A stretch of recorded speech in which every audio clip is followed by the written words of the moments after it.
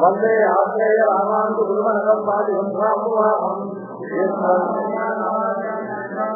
नमो रामानुजाय देवांताप्रदायिने आश्रय पद्मनाभाय शिवाय नमः श्रीमान माताव्य कलितादेवी देवांताप्रदायिने धन्यरत्नाप्रदायिने श्रीमन् लक्ष्मण योगीन्द्र सिद्धांत विजय विश्वामित्र बलो पूर्ण प्रदाय महामंडले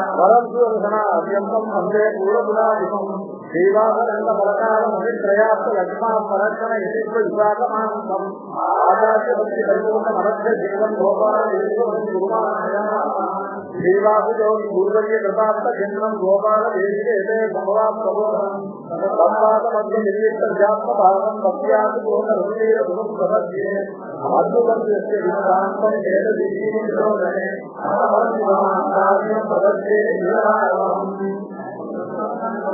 वेदं देवेन्द्रनायं शरण्यं शरणस्यात्मनाभ्यहं प्रपद्ये प्रणमायां पात्रं नन्दनिवासम् आरभ्य ब्रह्मोदये विश्वं अखिल गुणजन्मस्य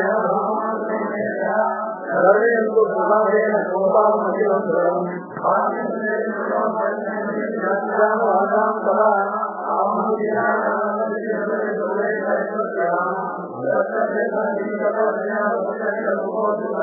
सप्ताहं भगवान् सर्वे सम्यक् प्रतीक्षितः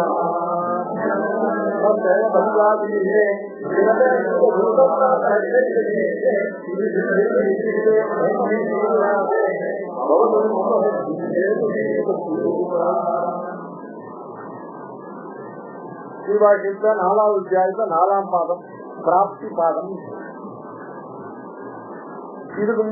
मुन पादத்துல கட்டி பாதத்துல அக்ஷராதி பாதத்துல இந்த வித்வத் ஜீவனானவன் மூர்தன்யனாதியிலிருந்து விடுபட்ட வித்வத் ஜீவன் சூரிய ரஷ்மிகளை பற்றி கொண்டு அக்ஷராதி மார்க்கத்துடைய துவாரத்தை அடைந்து அந்த அக்ஷராதி மார்க்கத்தை 12 ஆதிவாசியர்களால் நயனம் பண்ணப்பட்டு ஸ்ரீவைகுண்டமாக பரம பிராப்தியமான லோகத்தை சென்று அடைகிறான். அந்த பரம பிராப்தியமான ஸ்ரீவைகுண்ட லோகத்தை போய் அடைந்தவன் அவருக்கு சாட்சாத்தா மோட்சமாக அந்த பகவத் பிராப்தியானது ஏற்படுற பிரகாரத்தை சொல்லுவோம். இதுல முதல் அதிகரணம் மோட்ச ஸ்வரூபத்தை சொல்ற அதிகரணம், சம்பத்ய ஆவிர்பாவாதிகரணம் அப்படின்னு அதிகரணம். சம்பத்ய ஆவிர்பாவ சேன சப்தாத் முக்த பிரதிஜானாத் ஆத்மா பிரகரணா அப்படின்னு 3 சூத்திரங்கள் கொண்டதான அதிகரணம்.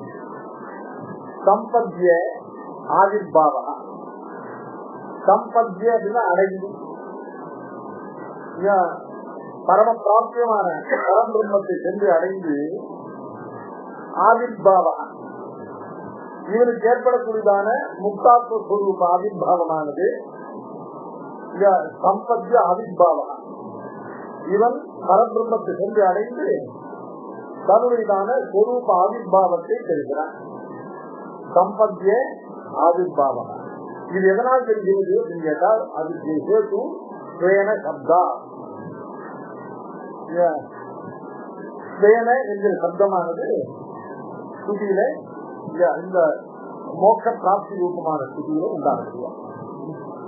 அந்த ஸ்துதி சாந்தோக்கிய புராணத்துல தக விதியுடைய முடிவுல ஏவமே சம்பிரசாத அஸ்மாட்சரீரா சமுத்தாய பரஞ்சோதி உபசம்பத்திய ஏன ரூபேன அதினிஷ்பத்தியதே அப்படிங்கிறதான ஏவமைவேக சம்பிரசாத அஸ்மாட்சரீரா சமுத்தாய பரஞ்சோதி உபசம்பத்திய ஏன ரூபேன அதினிஷ்பத்தியதே என்று சொல்லப்பட்ட பரஞ்சோதி ரூப பிரம்ம சம்பன்னத்திய ஜீவத்திய பிரத்யேகாத்ம ஸ்வரூப ஆவிர்பாவா பிரதிபாதித்தது. பூர்வபட்சம் என்ன கேட்டா வேற ஏதோ ஒரு சாத்தியமான ரூபம், அதாவது ஒரு சாதனத்தை அமைச்சிருக்கான். இவன் பண்ண சாதன அனுஷ்டானத்தாலே சாத்தியமான ஒரு ரூபம், அப்ராகிருதமான திவ்ய ரூபம் உண்டாகிறது. ஒருவனுக்கு இங்கிருந்து பரமபதத்துக்கு போனால் அப்ராகிருதமான திவ்ய சரீரம் உண்டாவதுதான், அதுதான் மோட்சம். மோட்சத்தினுடைய ஸ்வரூபம் லட்சணமாவது அப்ராகிருதமான திவ்ய சரீரமாகவும் உண்டாவது. ஏன்னா அப்ராகிருதமான திவ்ய சரீரத்தில் இருந்தாங்க திரும்பி ஞான சங்கோச்சத்துக்கு காரணம்னா அந்த பிராகிருதமான சரீரம் கர்மகிருதமான பிராகிருதமான சரீரம். இந்த கர்மவச்சன் அல்லாதவனுக்கு அப்ராகிருதமான சரீரம் ஏற்பட்டால் அதுக்கப்புறம் இவனுக்கு ஞான சங்கோச்சம் ஏற்பட போறதில்லை. அதனால முக்தி என்பது என்ன, மோட்சம் என்ன அப்படின்னு கேட்டாக்க சாத்தியமான ஒரு ரூபத்தினுடையதான நிஷ்பம். சாத்தியமே இது அனுஷ்டித்த சாதனத்தால் சாத்தியமானது. யாகாதிகளும் அனுஷ்டிக்கிறார். யாகாதிகளோட யாகாதி அனுஷ்டானத்தால அவனுக்கு பலமாகிற சொர்க்கத்தை அனுபவிப்பதற்கு அந்த யாகங்கிற சாதனத்தால சாத்தியமான சோமராஜ்ய சரீரம் உண்டாது இல்லையா, இந்த சோமராஜ சரீரமானது யாகத்தை பண்ணினவனுக்கு யாகம் அவனால் அனுஷ்டிக்கப்பட்ட சாதனத்தினால் நிஷ்பன்னமான மேல அவன் அனுபவிக்க வேண்டியதான போகத்துக்கு கூட்டிதானே. அதனால அதுதான் சாத்தியமான சாத்திய ரூபம். சுவாமிச்சித சாதனத்தால சாத்தியமான ஒரு ரூபம். அது மாதிரி இந்த பக்தி பரமையாக அனுப்பித்தவனுக்கு அவன் போய் அனுபவிக்க வேண்டியதான பரமபதத்தை அனுபவிக்க வேண்டியதான மோட்சானந்தத்துக்கு அதுக்கு அனுகுணமாக அவனுக்கு ஒரு சரீரம், ஜன சரீரம் ஒரு அப்ராக்கிரமான திவ்ய சரீரமாக ஏற்படுகிறது என்று இதுதான் மோட்சத்தினுடைய சொரூபம் சொல்லலாம் போது இருக்கின்றதால் கூறுது. ஐயா ஏற்கனவே இருக்கிற சொரூபத்துக்கு சொரூபத்துக்கு சர்வ உபாதி நிவர்த்தி கர்மாவினால வந்த தேகேந்திரியாதிகளுடைய நிவர்த்தி எப்ப இந்த ஆத்மாவுக்கு ஏற்படுதோ, எப்ப இந்த ஆத்மாவுக்கு சத்துருக்கும் பொக்கு பிராகிருதமான சத்துருக்கும் பொக்குவாதிகள் எல்லாம் இல்லாம போதோ அதுதான் மொத்தம் அப்படின்னு சொல்லலாமா. அதை பூர்வத்தை நிராகரிக்கிறார். ஏன் சுகுத்தியாதி நிகைகள்ல போதுதான் இந்த ஜீவனுக்கு கத்திருக்க பொக்குவாதிகள் இல்லாமல் இவன் தேகேந்திரியாதி உபாதிகள் இல்லாமல் இருந்தான். அது என்ன மோசமா இருக்கா? அதனால ஆத்மாவை கல்வி ஆத்மா எப்பவும் இருக்கிறோம். இப்ப இவருக்கு உண்டாவது எதுன்னு கேட்டாங்க, மோட்சத்துல சம்பத்தியம் உண்டாவது எது அப்படின்னு கேட்டாங்க, சாத்திய ரூப நிஷ்பத்தி அப்படின்னு கூறப்படும். சித்தாந்தம் சம்பத்திய ஆவிர்பாவா, சம்பத்திய ஆவிர்பாவான பரம்பிரம்ம உபசம்பத்திய பரஜோதி சப்த வாக்கியனான பரமாத்மாவை சென்று அடைந்து இவனுக்கு உண்டாவது எது அப்படின்னு கேட்டாங்க, சொரூபத்தோட ஆவிர்பாவம். ஏற்கனவே இவருக்கு உண்டாயிருந்த இவருக்கு ஏற்கனவே சொரூபம் இருந்ததுதான். அந்த சொரூபமானது இவருடைய அனாதியான புண்ணியபாப ரூப கர்மாக்கள்னால ஏற்பட்ட ஞான சம்போதத்தினால் ஏற்பட்ட சொரூப திரோதானம் இருந்தது.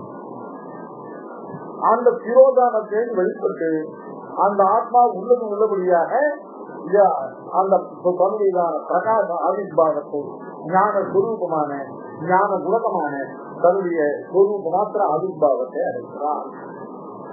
ஆவிர்பாவம் இந்த சப்தத்துக்கு சிரோபாவம் இந்த சப்தத்துக்கு பிரதியோகி ஆவிர்பாவம். திரையிட்டு மூடப்பட்டு இருக்கும் அப்படிங்கிறது சிரோதான சப்தார்த்தம். அந்த திரை விலகி யதாவசிதமான சொரூபம் பிரகாசிப்பதுதான் ஆவிர்பாவம். ஆவிர்பாவம் பிராதுர்பாவம் ரெண்டு சப்தம். ஏற்கனவே இல்லாத பதார்த்தத்துடைய உற்பத்திக்கு பேர் பிராதுர்பாவம் பேரு.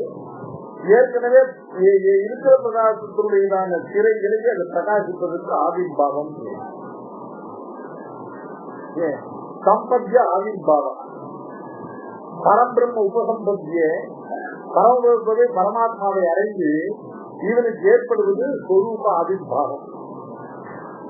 சொரூப ஆவிர்பாவம் என்பதாவது எப்படி அத நிரூபணம் அப்படின்னு கேட்டா, இவனுக்கு பாக்கிய கரணங்கள் எதுவும் ஏற்படல. இவனுக்கு இவனுடையதான ஆந்தரமான சொரூபமே ஆவிர்பாவத்தை அடைவதுன்னு நிரூபணம் கேட்டா, அந்த சுதியில சேன சப்தமானது பிரயோகம். இப்போ சம்பத்திய சம்பிரசாத அஸ்மான்லோகா சமுதாய பரஞ்சோதி உபசம்பத்திய சொரூபேன அபினிஷ்பத்தியதே அப்படின்னு சொன்னாங்கன்னா வேற அர்த்தம் பண்றதுக்கு அன்னிதா சித்தமா போகும். இந்த சொரூபேன சப்தத்தை ஸ்வேன ரூபேன அப்படின்னு சொல்லிட்டாங்க. சொரூபேன சேர்த்தாங்க. ஏன்னா ரூப சப்தத்துக்கு சொரூப சப்தம் அர்த்தம். ஸ்வசப்தத்தை தனியா திரும்பி எடுத்து ஸ்வசப்தத்தை சமஸ்தபதமா பண்ணா வியஸ்தபதமா பண்ணி ஸ்வேன ரூபேன அப்படின்னாக்க சொரூபேன சேர்த்தம். ஒரு சொசப்தமானது கூட வரும். அதனால பாக்கியமான அப்ராக்கிர தேகாதிகளுடையதான சேர்த்து இவனுக்கு மோட்சம் இல்லை. இவனுக்கு மோட்சமாவது அனாதி காலமாக இவனுக்கு இருந்த ஞான சங்கோஷம்.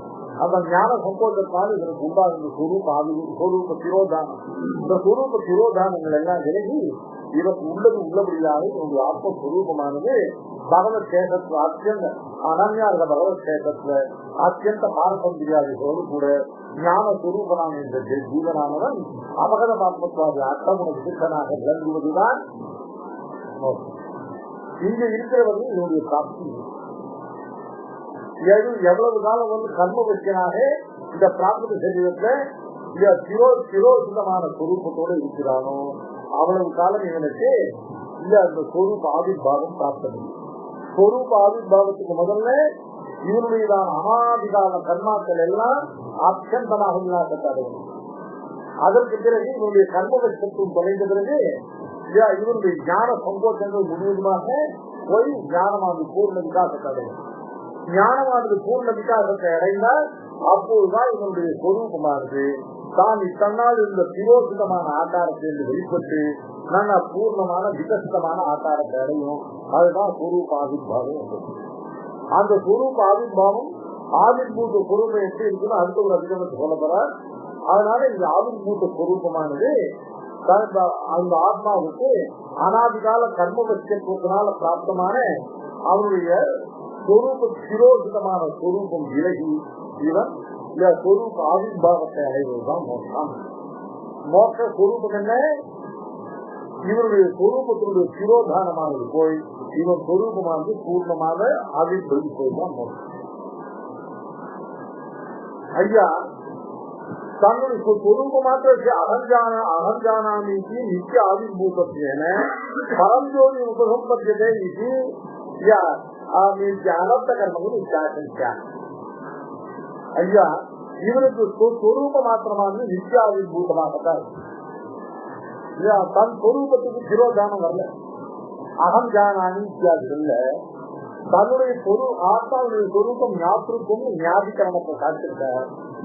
ஆத்மாவுடைய சொரூபம் வெறும் ஞான மாத்திரம் இல்ல, ஞாபகம் சொல்லி அந்த ஞாபகத்துக்கு கர்மவட்சனாயிருந்த திசையில கூட அகம் ஜானானியற்ற ஞாபக ஆகாரத்தை இவருடைய சொரூபமானது நித்திய ஆவிர்பூதமாக இருக்கும்போது பரஞ்சோதி உபசம்பத்தியே அப்படின்னு பரஞ்சோதிங்கிறதுனால பரமபுருஷனை பரமபுரத்தை அடைந்து சொரூப ஆவிர்வாதத்தை அடைகிறாங்கிறதுக்கு என்ன தாக்கணும் கேட்டா, ஐயா இந்த அகங்காரானுங்கிற சொரூபத்தோட ஞாபகம் மாத்திரம் இருந்தது.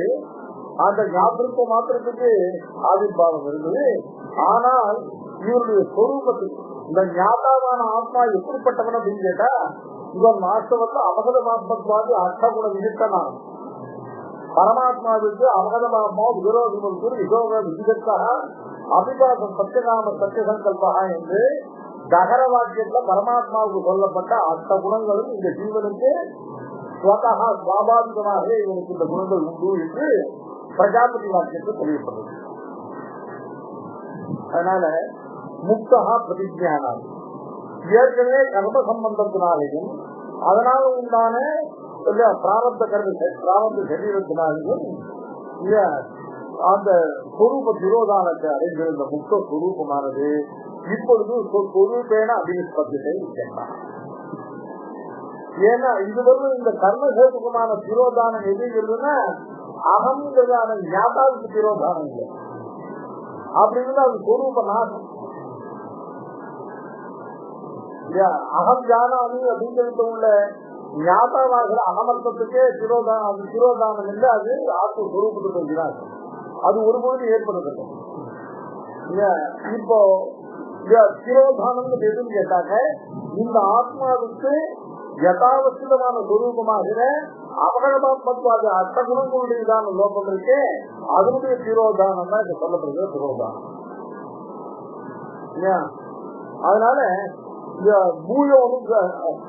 ஏவம் தேவதே மூலோ அனுஜாத்தியானி என்று கர்மஹேதுகமான சம்பந்தம், சத்கிருதமான ஜாகரிதா விவசைகள், அதிலிருந்து விடுபட்ட யதாவசிதமான ஆத்மஸ்வரூபம் அபகடமாத்மத்வால், அதாவது முதல்ல ஜாகரிதாவஸ்தையில உள்ளதான சங்கோச்சங்களை தீர்த்து, அதுக்கு மேல சொப்ராவஸ்தையில் உள்ள சங்கோச்சங்களை தீர்த்து, அதுக்கு மேல சுதுக்கியவஸ்தையில் உள்ள சங்கோச்சங்களை தீர்த்து, ஜாகிரத சொப்ன சுதுக்கியாதி அவஸ்தா பிரயங்களில் உள்ளதான சங்கோச்சங்களை எல்லாம் விலக்கி, அதுக்கப்புறம் உள்ளதான யதாவஸ்தமான பிரத்யேகாத்ம ஸ்வரூபம் இருக்கு.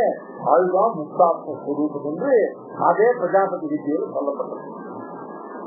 ஏவம் செய்வதே இங்க அனுவியாக்கியாமி அப்படிங்கிறது பிரம்மாவானவர் இந்திரனுக்கு பண்ணதான உபதேசம், ஆத்மஸ்வரூப உபதேசம். அதுல ஆத்மஸ்வரூபம்னு கடைசியா உபதேசம் பண்ண ஆத்மஸ்வரூபம் எதுன்னு கேட்டா ஜாகர சொப்பன சுகுப்தியாதி அவஸ்தைகள்ல உள்ள அந்த பிரகிருதி சம்பந்தமும் அதனால ஏற்பட்டதான ஞான சம்போதமும் அந்த சங்குதமான ஞானத்தால் ஏற்பட்ட கத்திற்கு போக்குவாதிகளும் கையெழுத்து அபகதமாத்மத்வாதி அஷ்டகுண விசிஷ்டமான இதை அடைவதுதான், இந்த ஸ்வரூபத்தை அடைவதுதான் இதுதான் ஸ்வரூபாவின் பாவம் என்பது முக்தகா.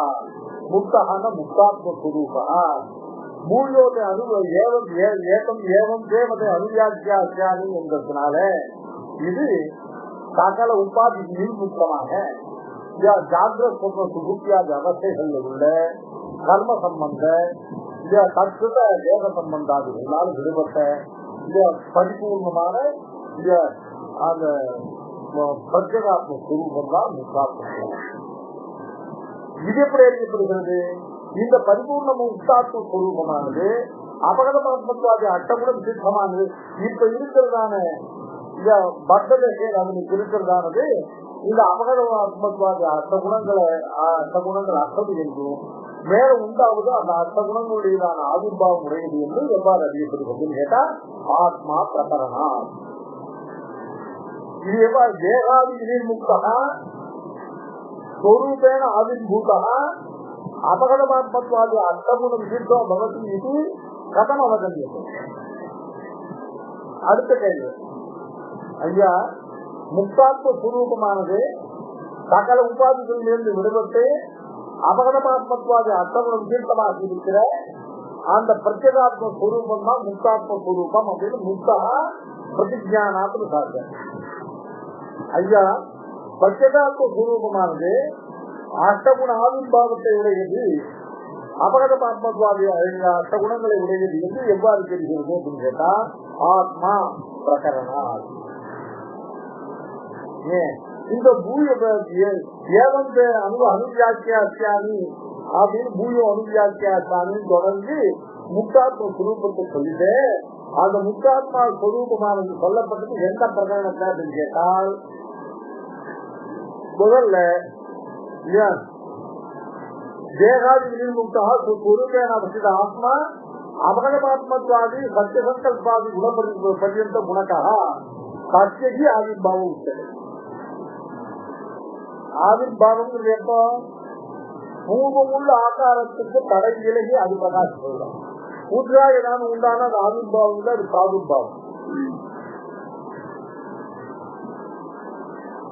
ஏற்கனவே சுவாபாவிகமாக உள்ளதான ஆகாரமானது அது மங்களாக இருந்து அது தடை நீங்கி பிரகாசிக்கும் போது ஆவிர்பாவம் சொல்லும். முன்பு சுவாபாவிகமாக இல்லாதது இப்ப புதுசா ஒன்று உண்டானால் அது ஆவிர்பாவ சப்தத்தால் சொல்லப்படாது.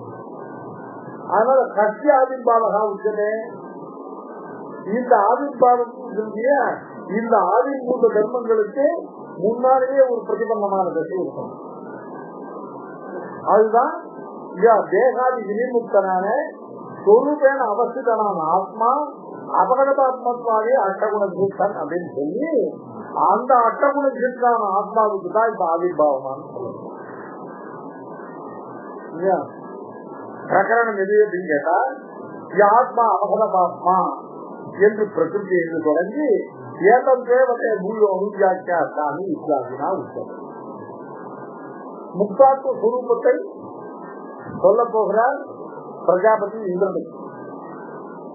இந்திரன் விரோதனன் ரெண்டு பேரும் தேவர்கள் குலத்துக்கும் அசுரன் குலத்துக்கும் பிரதிநிதியாக பிரம்மாவிடத்துல ஆத்ம விதியை கிட்ட போனாங்க.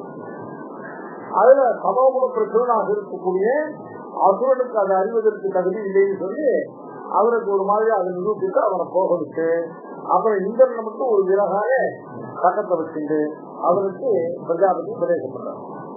அப்ப முக்தாத்ம ஸ்வரூபத்தை அவங்க அவருக்கு ஏவம் ஏவம் தேவதே பூயோ அனுவியாக்கியாசியானி இந்த பிரத்யேகாத்ம ஸ்வரூபத்தை இந்த முக்தாத்ம ஸ்வரூபத்தை உனக்கு திரும்பவும் நன்கு இதற்கு உபதேசிக்கிறேன். ஏவம் தேவதே பூயக அனுவியாக்கியாசியானி அப்படின்னு சொல்லி முக்தாத்ம ஸ்வரூபத்தை உபதேசிக்கிறேன். இந்த முக்தாத்ம சுரூபத்தை என்ன சொல்லி எதனுடைய தொடர்ச்சியா உபதேசிக்கிறார், என்ன பிரகடனத்துல அப்படின்னு கேட்டா, ஆத்மா அபகதம் ஆத்மா. முதல்ல ஜாகரித்த திசையில் உள்ள ஆத்மாவை விளக்கினார் இல்லையா. ஈவன் பிரத்யேகாத்மா இல்ல, இது பிரத்யேகாத்மா சுரூபம், அதை விளக்கினார். அப்புறம் அவன் திரும்பி போறான், திரும்பி வந்தான். ஐயா இந்த சொப்பன திசையில் இருக்கிற ஆத்மா கூட ஆமா உட்காது அப்படின்னு சொல்லி அவரை திரும்பி 48 வருஷம் பிரம்மச்சரியில் இருக்க சொல்லி அவனுக்கு திரும்பவும் இந்த சொப்ராவசையில் இருக்கிற இந்த பிரத்யேக ஆத்ம சுரூபத்தை கொடுக்கும். அவன் கொஞ்சம் தூரம் போனா திரும்பி வந்தான். சுவாமி இது கூட சரியில்லை போடுது. சரி, இன்னும் 48 வருஷ காலம் பிரம்மச்சரியில் இருக்க சொல்லி அவனுக்கு திரும்பவும் இந்த சுசக்தி திசையில் இருக்கிற ஆத்ம சுரூபத்தை கொடுக்கும். அவன் போய் அதுவும் இல்லைன்னு இருக்கான். அதுக்கப்புறம் அவனுக்கு சொல்ற, இந்த 3 திசையும் தனக்கு ஆத்மா, இந்த ஜாகிர சொப்ன சூழ்ச்சியாது இந்த அவஸ்தா பிரயத்தையும் கடந்ததான ஆத்மா, இதை உள்ள சம்பந்தமற்றதான ஆத்மா, அவன் தான் பிரத்யேகாத்ம ஸ்வரூபம் சொல்லி அவன் ஆத்மா யஹா அப்படின்னு இந்த அவஸ்தா பிரய விதிமுக்தா பரிசுத்த ஆத்மா யஹா தஹா ஆத்மா. அதுதான் பிரத்யேக. இப்போ இதே மற்றதெல்லாம் ஒண்ணுதான். தகர வாக்கியத்துக்கும் பிரஜாபதி வாக்கியத்துக்கும் ஏக ஆத்மா அபகதம் ஆத்மா அப்படின்னு ஏக சப்தம், அது தகர வாக்கியம். அது பரமாத்மாவுக்கு இந்த அவசியத்துக்குள்ள நிரூபிச்சு ஆத்மா அபகதம் ஆத்மாங்கிறது பிரஜாபதி வாக்கியம். மற்றதெல்லாம் வாக்கியம் ஒண்ணுதான். யஹா அப்படின்னா எவனொருவன் இந்த அவஸ்தா பிரய விதிமுக்தனாக அசம்புத்த ஞானமானாக சுத்த சுரூபராக இருக்கிறாரோ அவன் தான், அதான் ஆத்மா, அதான் ஆத்மஸ்வரூப், அதான் பிரத்யேகாத்ம சுரூப். அந்த பிரத்யேகாத்ம சுரூபம் எப்படிப்பட்டதுன்னு கேட்டா, இது ஆத்மா அபகத ஆத்மா விஜயோ விபுத்தி விசோக விஜிகத்தா அபிபாகா சத்தியகாமஹா சத்தியசங்கல்பா. இந்த பிரத்யேகாத்மாவானவன் பாப சம்பந்தம் அற்றவன், அவன் அகர்ம வச்சன். புண்ணிய பாப ரூப கர்மாக்களுடைய சம்பந்தம் அவனுக்கு ஏன் பரிசுத்த ஆத்மஸ்வரூபத்துக்கு கிடையாது. பத்தனான ஆத்மஸ்வரூபத்துக்கு தான் கர்ம வச்சு. விஜயகா விபூச்சி, ஜரா மரணங்கள் இல்லாத, சோக மோகங்கள் இல்லாத, அசனாயா பிசாசா பசி தாகங்கள் இல்லாத, இப்படிப்பட்ட ஹேயங்கள் எல்லாம் அர்த்தமாக சத்திய காமகா சத்திய சங்கல்பம் தன்னுடையதான போக்கிய போகோபகரண சாதனங்கள் எல்லாம் தனக்கு எப்பொழுதும் முக்கியமாக உணர்வு. அது மட்டும் இல்ல, தனக்கு வேண்டுமானவற்றை எல்லாம் தன்னுடைய சங்கல்பத்தால் சிருஷ்டித்துக் கொள்ள சத்திய சங்கல்பம். அப்பிரதிகதமான சங்கல்பம் மாத்திரத்தாலே தனக்கு வேண்டிய பதார்த்தங்களை பண்ணிக்கொள்ளும். இந்த பரமாத்மாவுள்ள 8 குணங்களையும் சொல்லி, இந்த 8 குணங்களையும் உடையவன் தான் ஆத்மா. இதுதான் பிரத்யேகாத்ம ஸ்வரூபம் சொல்லி, ஆத்மா அபகதமாத்மா விஜரோதி முர்த்து இதோகோ விஜிகத்தா அபிபாதோ சத்திய சங்கல்பா அப்படிங்கிற அஷ்டகுணயுக்தனான ஆத்மாவை நிர்தேசித்து, அதுக்கு மேல ஏவம் தேவதே மூல அனுவியாக்கியா சாமி, இதுக்கு மேல முக்தாத்ம ஸ்வரூபத்தை சொல்ல தொடங்குற காரணத்தால முக்தாத்ம ஸ்வரூபமாவது இந்த அஷ்டகுணங்களால ஆவிர்பூத ஸ்வரூபம். பூர்வபட்சி சொன்ன மாதிரி இது ஏதோ ஸ்வரூபம் அப்படியேதான் இருக்கு, எந்த மாதிரி தான் இருக்கும் இல்லையா. அது சீதாமரம் மடிவேற்றி விட்டு வந்த மாதிரி இல்லையா, ஸ்வரூபம் வந்து சந்தோஷங்கள்லாம் தீராம இல்ல சிரோதான முகம் அப்படியேதான் இருக்கும். சரீரம் மட்டும் ஒரு அப்ராஜி சரீரம் இருக்கும், அதான் மட்டும் சொன்னாங்க. அந்நியசாஜம் சீதாமரமும் மடிவேற்றி விட்டு வந்த மாதிரி இருக்கும். அப்படி இல்லாமல் எது முக்கியம் இல்லைன்னா இல்ல அப்ராஜம் சரி அது தானா ஏற்பட்டுக்கும். முதல்ல ஏற்பட வேண்டிய எதுவும் கேட்டாக்க ஸ்வரூபத்தில் உள்ள சிரோதானமானது விலகி, ஞானத்தில் உள்ள சங்கோச்சங்கள் எல்லாம் விலகி, கர்மபட்சமான முழுவதும் போக வேண்டியதான். அதனால முக்தாத்ம ஸ்வரூபமாவது இங்கிருந்து ஒரு ஜீவன் சரியாக சம்பிரசாதம். சம்பிரசாதமான சப்தத்துக்கு என்ன அர்த்தம் கேட்டா, இந்த புண்ணிய பாப ரூப கர்மாக்களும் அதனால் ஏற்பட்ட தேக இந்திரிய சம்பந்தங்களும் அறவே விலகத்தக்கவனான ஜீவன். இது எதனால ஏற்படும்? அவன் அனுப்பித்த பக்தி பரன்யாசாதுகளால் ஏற்படும். ஏக சம்பிரசாதா ஆத்மாதி சரீராது சமுத்தானம்.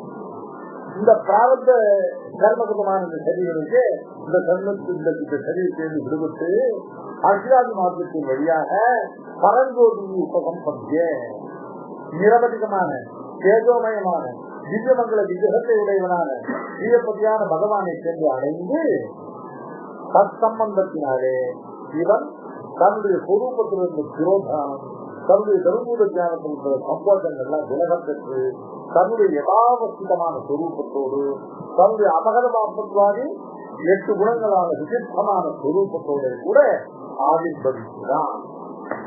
இதுதான் மோட்சத்தினுடைய சொரூபம்.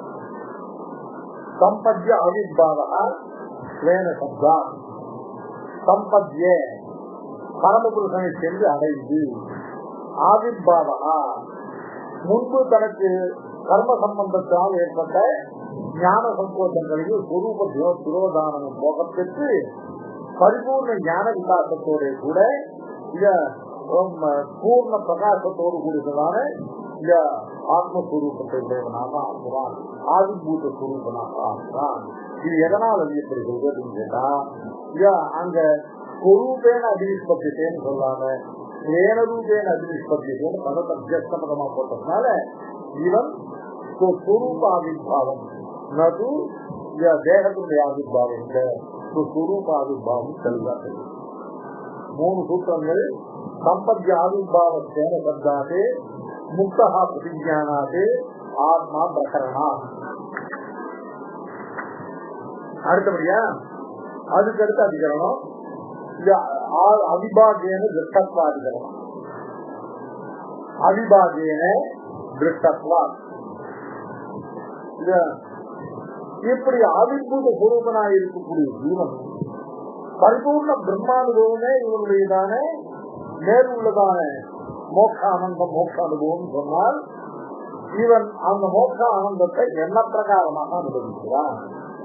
பரிபூர்ண பிரம்மானுபவம் தான் மோட்ச அனுபவம். பரிபூர்ணமான பிரம்மத்தை அனுபவிக்கிறான்னா பரிபூர்ணமான பிரம்மத்தை இந்த முக்த ஜீவன் அனுபவிக்கிற பிரகாரம் என்னன்னு தெரியும். ஆதிபூத சுரூபனான இந்த ஜீவன் பரமாத்மாவை அனுபவிக்கிறான். பரிபூர்ண பிரம்ம அனுபவம் தான் இவனுக்கு மோட்சானந்தம்.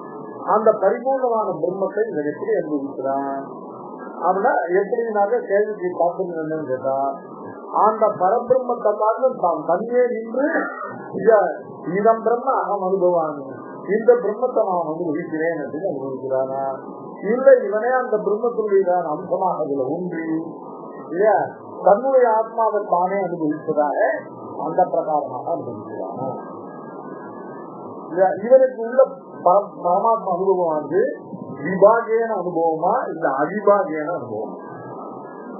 பரமாத்மாவில் விபாகம்னா இத தான் அகம் சந்த வாக்கியனாகவும் பரமாத்மா இதம் சந்த வாக்கியனாகும்.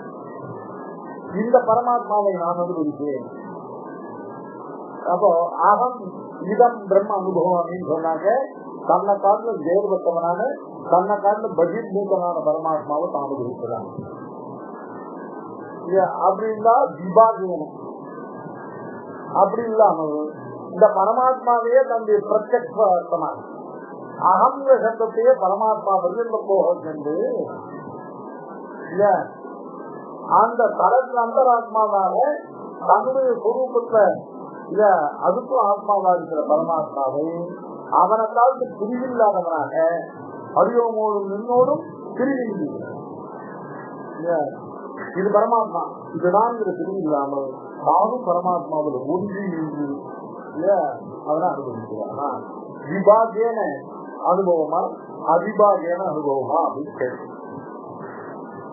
விபாகேன அனுபவம் அப்படின்னு பூர்வப்பட்டு சொல்ல. அந்த விபாகேன அனுபவம் சொல்றது காரணம் என்ன அப்படின்னு கேட்டாக்க இது வந்து நாம பார்த்திருக்கோம் எல்லாமே இந்த விபாகத்தால் தான். நிரஞ்சனா பரமம் சாமி முகைச்சு இந்த ஜீவனானவன்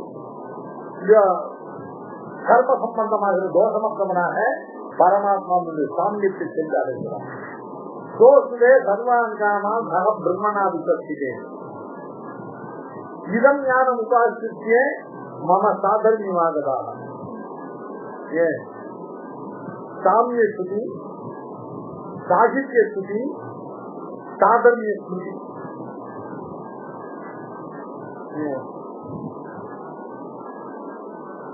இது மூணும் இவன் பரமாத்மாவோடு எப்போதும் உடனிருக்கிறான். மோட்சத்தில் பரமாத்மாவோடு சமான தர்மத்தை உடையவனாக இருக்கிறான். நிரஞ்சனகா பரமம் சாமி முட்டை. இந்த முக்தனானவன் கர்ம சம்பந்தமற்றவனாக பரமாத்மாவோடு பரம சாமியத்தை அடைந்தவனாக இருக்கிறான். சாமியம்னாலே 2 வருஷம் தனித்தனியா இருக்கணும், அப்பதான் சாமியம். இதுதான் சாமிய செய்தி. அடுத்தது சர்வான் பிரம்மணா சக பிரம்மணா விசேஷிதா. சர்வச்செட்டாது குணவிசேஷமான பிரம்மத்தோட சேர்த்து அதனுடைய குணங்களை எல்லாம் அனுபவிக்கிறான். அப்போ இதுக்கு பேரு சகபாவ ஸ்துதின்னு பேரு. சகபாவம்னா 2 வருஷம் இருந்தால்தான் சகபாவம் தனித்தனியா. அது சாதர்மிய ஸ்துதி. இதஞானம் உபாசிக்க மம சாதர்மியமாகதான் எனக்கு சமான தர்மத்தை உடையவர்களாக சொல்லலாம். இவர்கள் சிருஷ்டியிலே உண்டாவதும் இல்லை, பிரளயத்தில் அழிவதும் இல்லை அப்படின்னு முக்தர்கள் சொல்றாங்க. இந்த ஸ்துதிகள், இந்த ஸ்துதி ஸ்துதிகள் தான் பார்த்தால் இந்த சாமிய ஸ்துதி, சகபாவ ஸ்துதி, சாதர்மிய ஸ்துதி இவைகளை பார்த்தால் இந்த ஜீவனானவன், இந்த முக்த ஜீவனானவன் பரமாத்மாவை அவன்லேருந்து பிரிஞ்சு நின்றுதான் அந்த பரமாத்மாவை அனுபவிக்கிறான். இப்போது அர்ச்சையில பெருமாளை பார்த்து பெருமாள் பெருமாளுக்கு பதில் பூதரா நாம பெருமாள் அனுபவிப்பது போலதான் முக்தனும் பரமாத்மாவை பரமத்தை அனுபவிக்கிறான்னு சொல்லலாம் போல் இருக்கிறது. இந்த பேத ஸ்திதிகளுடைய சாமர்த்தியத்தினாலே அப்படின்னு கூறுபட்டு அப்படி இல்லை சுவாமி. இந்த ஜீவனானவன் இந்த பரமாத்மாவை எப்படி அனுபவிக்கிறான் அப்படின்னு கேட்டாக்க, ஏற்கனவே இந்த பேத ஸ்திதிகளுக்கு இதுக்கு பிரதீபங்களான இதிலிருந்து வேறுபட்ட அர்த்தமுடையதான அபேத ஸ்திதிகளும் இருக்கு. சர்வம் கல்விதம் பிரம்ம, 50 சர்வம், தத்துவமசி, அகம் பிரம்மாசி போன்றதான லட்சங்கள் எல்லாம் இவர்கள் எல்லாம் பரமாத்மாவுக்கு இவனுக்கு உள்ளதான் அபேதத்தையும்.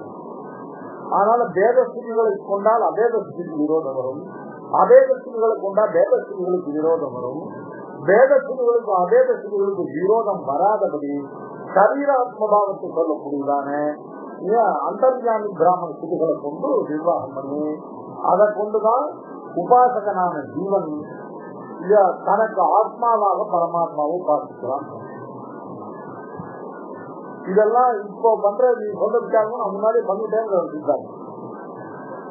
முன்னாடி ஆத்மத்துவ உபாசனாதிகரணத்திலேயே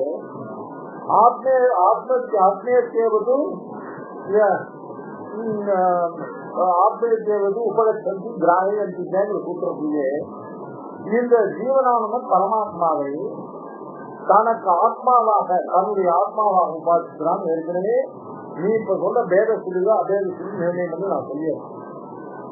இப்ப உனக்கு ஒரு விஷயம் சொல்றேன், எப்படி உபாசித்தானோ அப்படித்தான பல விஷயம் இருக்கும்.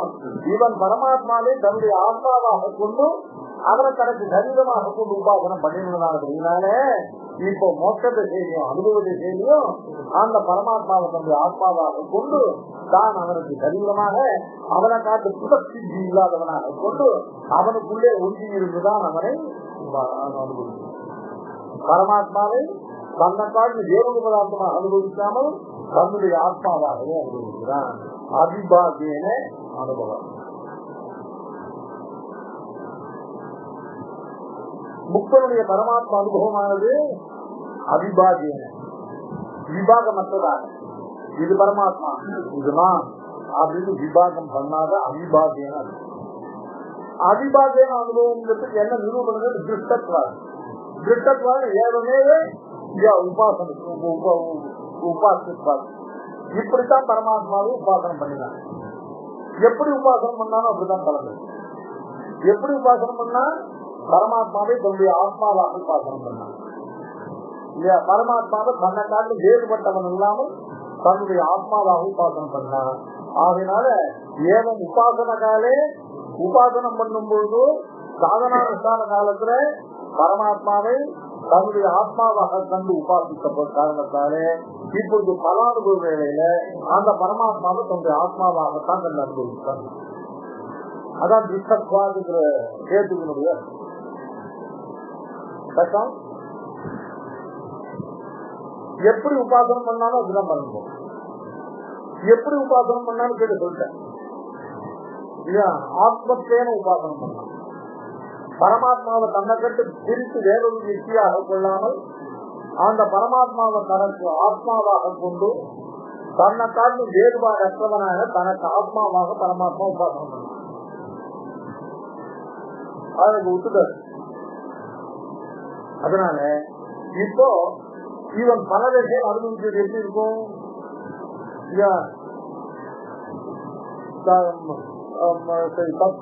புரிஞ்சுக்கிட்ட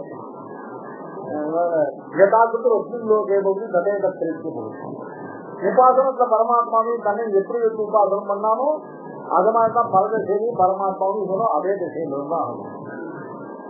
யதோபாசனம் பலம் சத்கிருத்து நியாயம்னு பேரு. அந்த சத்கிருத்து நியாயத்தாலே இவன் உபாசனமானது பரமாத்மாவை தன்னை காட்டு வேறுபாடு இல்லாமல் தன்னை காட்டு வேறுபடுத்தி வைக்காமல் அந்த பரமாத்மாவை தன்னுடையதான ஆத்மாவாக கல்வி உபாசித்தான். அதனால இப்பவும் இந்த மோட்ச அனுபவ வேலையிலும் அதே மாதிரி பரமாத்மாவை தன்னுக்கு வேறுபடுத்தி வைக்காமல் அந்த பரமாத்மாவை தன்னுடைய ஆத்மாவாகவே கொண்டு அனுபவிக்கும். ஏன் ஒரு சிரிப்புக்காக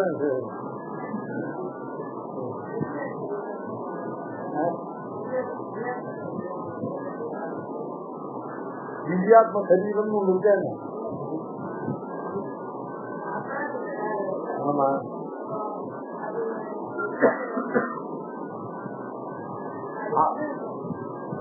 அப்ராகத சரீரம் இவனுக்கு உண்டாருது ஒரு முப்பதுக்கு. ஆனா அந்த அப்ராகத சரீரத்தை அவன் நேரம் சொல்ல போறோம். அவன் வேணும்னா வச்சுக்கலாம், வேண்டான கைட்டு போடலாம். இவனுடைய ஆத்மாவுக்கு இது சரீரம். ஆனா பரமாத்மாவுடைய ஆத்மாவுக்கு இவன் ஆத்மாவே சரீரம்.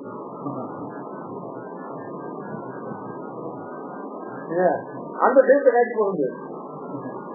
இவனுடைய ஆத்மா பரமாத்மாவுடைய ஆத்மாவுக்கு சரீரம். இந்த அப்ராகத்துக்கு சரீரம் இவனுடைய ஆத்மாவுக்கு சரீரம். முக்தம் தன்னுடைய அப்ராகத்துக்கு சரீரத்தை வேணும்னா வச்சுக்கலாம், வேண்டான விட்டுலாம்.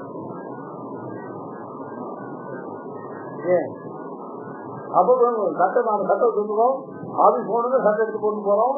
இல்லன்னா கைட்டு ஆபீஸ் போய் போட்டுக்கிறது இல்லை, இல்ல கைட்டு போட்டு வந்து வந்து அது மாதிரி இந்த முக்தாத்மாவும் தனக்கு சரீரம் அபேட்சிதமான போது அந்த சரீரத்தோடு இருக்கலாம். தனக்கு சரீரம் அபேட்சிதம் இல்லாத போது அந்த சரீரத்தை விட்டு வெறும் ஆத்ம பொருளுக்கு மாற்றமாகவும் இருக்கலாம். அதான் மேல அடுத்த அதிகரணங்கள்ல பார்ப்போம். அதிபாகியன்னு திருஷ்டத்வாதிகரணம். மோட்சத்தை அடைந்தவனான முக்தாத்மா மோட்சத்துல தனக்கு பரமபுருஷார்த்தமாக அனுபவிக்க வேண்டியவனான பரமாத்மாவை தன்னிடத்திலிருந்து வேறுபடுத்தி வைக்காமல் அந்த பரமாத்மாவை தன்னுடைய ஆத்மாவாகவே கொண்டு தன்னைத்தானே அனுபவிப்பது போல தன்னுடைய ஆத்மாவாக பரமாத்மாவை கொண்டு பரமாத்மாவை தன்னை காட்டு வேறுபட்டவன் அல்லாமல் தன்னுடைய ஆத்மாவாக பரமாத்மாவை கொண்டு இப்பெல்லாம் எப்படி தன்னுடைய ஆத்மாவை அனுபவித்தானோ அது மாதிரி இப்ப பரமாத்மாவே தன்னுடைய ஆத்மாவாக இருக்கு இல்லையா? பரமாத்மாவே தன்னுடைய ஆத்மாவாக கொண்டு அனுபவிக்கும். இது எதனால தெரிஞ்சுட்டா திருஷ்டத்வாதி. உபாசன காலத்துல இதே பரமாத்மாவை தன்னுடைய ஆத்மாவாக கொண்டு உபாசனம் பண்ண காரணத்தால இப்ப தத்துவ நியாயத்தால உபாசன பிரகாரமே பலம் வரும் காரணத்தால இப்போ பல அனுபவ வேலையிலும் அந்த பரமாத்மாவை தனக்கு ஆத்மாவாகவே கொண்டு அனுபவிக்கிறான் அப்படின்னு அதிபாகியன்னு திருஷ்டத்வாதிகரணம் எதான. இதுக்கு மேல இந்த ஆவிர்பூத ஸ்வரூபம் சொல்லிட்டு அந்த ஆவிர்பூத ஸ்வரூபமானது என்ன லட்சணத்தை உள்ளது? ஆவிர்பூத ஸ்வரூபத்துடைய லட்சணம் என்ன? ஆவிர்பூத ஸ்வரூபமானது என்ன ஆக்காரத்தோடு இருக்கிறது அப்படிங்கிறதான கேள்வி. கீழே ஆவிர்பூத ஸ்வரூபமானது அபகதமாத்மத்வாதி அர்த்தகுணம் தீர்த்தமாக இருக்குன்னு சொன்னோம். அந்த சொன்னதை நிரூபிக்கணும். இதுக்கு பிராமணாதிகரணம் அப்படின்னு பேரு. 3 சூத்திரங்களை கொண்டதான அதிகரணம். பிராமண ஜெயினி உபன்யாசா வித்யா சித்தன் மாத்திர கதாத்மகத்வாதி கௌரவம் உபயோகம் பாகராவது உபயோகம் பாகராயணம் ஏழு உபன்யாசாது பூர்வபாவாது அவிரோதம் பாகராயணம். 3 சூத்திரம். பிராமண ஜெயினி உபன்யாசா வித்யா சித்தன் மாத்திரேன கதாத்மகத்வாதி கௌரவம் ஏவமபி உபன்யாசாது பூர்வபாவாது அவிரோதம் பாகராயணம். இந்த சூத்திரத்துல பூர்வபட்சமே கிடையாது. 2 பேர் சொல்றது சமுச்சயம் பண்ணி கடைசியில தன்னுடைய சித்தாந்தத்தை சொல்றாரு பாகராயணம். அதுல முதல்ல ஜெயினி பிராமணேன ஜெயினி பிராமம் அப்படின்னா பிராமண பிரம்ம சம்பந்தி கேட்டான். மானுஷம் அப்படின்னா மனுஷ சம்பந்தி கேட்டான். சத்திதம் சத்திதம்னு ஒரு சமாஜ பிரயோகம் இருக்கு. சத்தியத்துல மானுஷம் அப்படின்னா மனுஷ சம்பந்தி கேட்டாங்க. ஏவம் பிராமணம்னா பிரம்ம சம்பந்தி கேட்டாங்க. பிரம்ம சம்பந்தி பிராமணேன பிரம்ம சம்பந்தியான குணாஷ்டகத்தாலே ஆவிர்பூத ஸ்வரூபம் எப்படி இருக்கும் அப்படின்னு கேட்டா, ஆவிர்பூத ஸ்வரூபமானது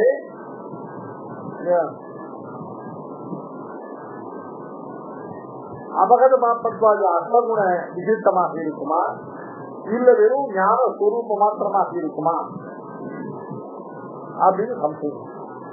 ஏன்னா ஆத்மாவுக்கு சைத்தன்ய ஸ்வரூபமே, அதாவது ஞானத்தோடு கூடியதான ஞாபகத்துவம் தான் ஆத்மாவுக்கு சொரூபம் சொன்னார். இப்ப ஆத்மாவுடைய சொரூபம் பேசிக்கா ஃபண்டமெண்டலா எல்லா இடத்தையும் என்னதான் இருக்கணும், அந்த ஞாபகத்துவ ஞான சொரூபமாக இருக்கும். ஏன் அதனால இப்ப ஆத்மாவுடைய ஆவிர்பூத சொரூபம் அபகரபாத்மத்வாது அர்த்தகுண விசிஷ்டம் அப்படின்னு சொல்லணுமா, இல்ல ஆவிர்பூத குணம் பூர்வம் உண்டானதுக்கான ஆவிர்பாவம் உண்டாகணும். ஏன் அதனால ஞாபகத்துவாதிக்கிட்ட ஞான ஸ்வரூபத்தினுடையதான ஆவிர்பாவம் தான் சொல்லலாம் போல இருக்கு அப்படின்னு 2 பக்கமாக இருக்கு. இதுல ஜெயினி மகர்ஷியுடைய பக்கம் பிராமணேன பிரம்ம சம்பந்தியான, அதாவது பிரம்மத்துக்கு யாதொரு குணங்கள் சுவாபாவிகமாக அதை நிரூபிக்கிறதோ அந்த குணங்களின் ஜீவனுக்கு அடையப்பட்டு அதனாலே ஜீவனுடைய சொரூப ஆவிர்பாவம் ஏற்படுது. ஏன் ஆவிர்பவிக்கிற ஜீவஸ்வரூபமானது பிராமணேன பிரம்ம சம்பந்தியான அஷ்ட குணங்களாக இந்த ஸ்வரூபத்துடைய ஆவிர்பாவம் ஏற்படுகிறது என்று இது ஜெயினி மகர்ஷியுடைய அபிப்பிராயம். இது எதனால் சொல்கிறான்னு கேட்டா, ஹேது உபன்யாசா வித்யா அபகத பாப்பத்வாதி அட்டகுண விசிஷ்டத்வேன ஸ்வரூப ஆவிர்பாவா. இதுதான் பிராமணேன அப்படிங்கிற சப்தத்துக்கு அர்த்தம். பிராமணேன ஆவிர்பாவா பிரம்ம சம்பந்தி அபகத பாப்பத்வாதி சத்தியசங்கல்பத்துவ பர்யந்த அர்த்தகுண விசிஷ்டத்வேன பிரம்மம் அந்த பிரம்மத்துக்கு சுவாபாவிகமான சம்பந்தத்தை உடையதான அபகத பாப்பத்துவம் போன்ற 8 குணங்களோட கூடியதான அந்த ஆவிர்பாவத்தை உடையதுதான் ஜீவனுடைய ஸ்வரூபாவிர்பாவம் அப்படின்னு ஜெயினி மகர்ஷி சொல்றார். அபகத பாப்பத்வாதி குணங்கள் ககர வாக்கியத்துல பிரம்ம குணங்களாக நிரூபிக்கப்பட்டது. அதனால அந்த குணங்கள் தான் பிராம குணங்கள். அந்த பிராம குணங்கள் பிரத்யேகாத்மாவிலே உள்ளதாக உபன்யசிக்கப்பட்டன. உபன்யாசம் அப்படின்னா என்னன்னு கேட்டா, ஏற்கனவே நிரூபிதமான ஒரு விஷயத்தை சொல்றதுதான் உபன்யாசம். பிரவச்சனம் வசனம் அப்படிங்கிறது ஏற்கனவே நிரூபிதமாக இருக்கிறதா இவராக புதுசாக கண்டுபிடிச்சு கூட சொல்லலாம். பிரவச்சனம் அப்படிங்கிறது என்னன்னு பூர்வர்கள் சொன்னதுதான் தெரிஞ்சுக்கணும். முன்பே நிரூபித்த விஷயத்தை சொல்வதுதான் பிரவச்சனம். உபன்யாசாதித்யா தகர வாக்கியத்திலே யாதொரு 8 குணங்கள் பரமாத்ம சம்பத்தியாக சொல்லப்பட்டனவோ பரமாத்மாவுக்கு சுவாபாவிகமாக சொல்லப்பட்டதோ அதே 8 குணங்கள் பிரஜாபதி வாக்கியத்தில ஜீவனுக்குரியதாக உபன்யசிக்கப்பட்டன. உபன்யாசாதித்யா தேசாம் பிரம்மகுணானாம் பிரத்யேகாத்மன்யதி சம்பந்தத்து உபன்யாசா ஆத்மா அவகதமாத்மா என்று எந்த 8 குணங்கள் பரமாத்மாவுக்கு சுவாபாவிகமாக முன்பு சொல்லப்பட்டனவோ அந்த 8 குணங்கள் பிரத்யேகாத்மாவுக்கு உரியதாக இப்பொழுது உபன்யசிக்கப்பட்டதா. இது உபன்யாசம். இப்ப என்ன இருந்திருக்கலாம், இது மட்டும் போதும்னா பிராமண ஜெயினி உபன்யாசா அப்படின்னு சொன்ன போறோம். ஆதித்யா அதுனா ஆதி சப்தத்தால ஜக்கத்ரமமான ஆதித்யோபி சத்தியசங்கல்பத்வாதியோ அவதன் என்ற இது ஜெயினி நிராகாரியோ. இந்த சத்தியசங்கல்பத்துன்றது இந்த 8 குணங்கள் ஒரு குணம். இந்த சத்தியசங்கல்பத்துவம் இவருக்கு உலகை என்று நிரூபிப்பதற்கு மேலும் சில ஜக்கத்ரமமான ஸ்ரீபிர்வாய் யானைவார் நோபஜனம் ஸ்வரம் சரீரம் பிதர்லோகாமோ பவதி சங்கல்பாதேவ பிதர சமுத்தி இத்தியாதி மேல அந்த வாக்கியங்கள்லாம் மேல் நிரூபிக்க போறோம்.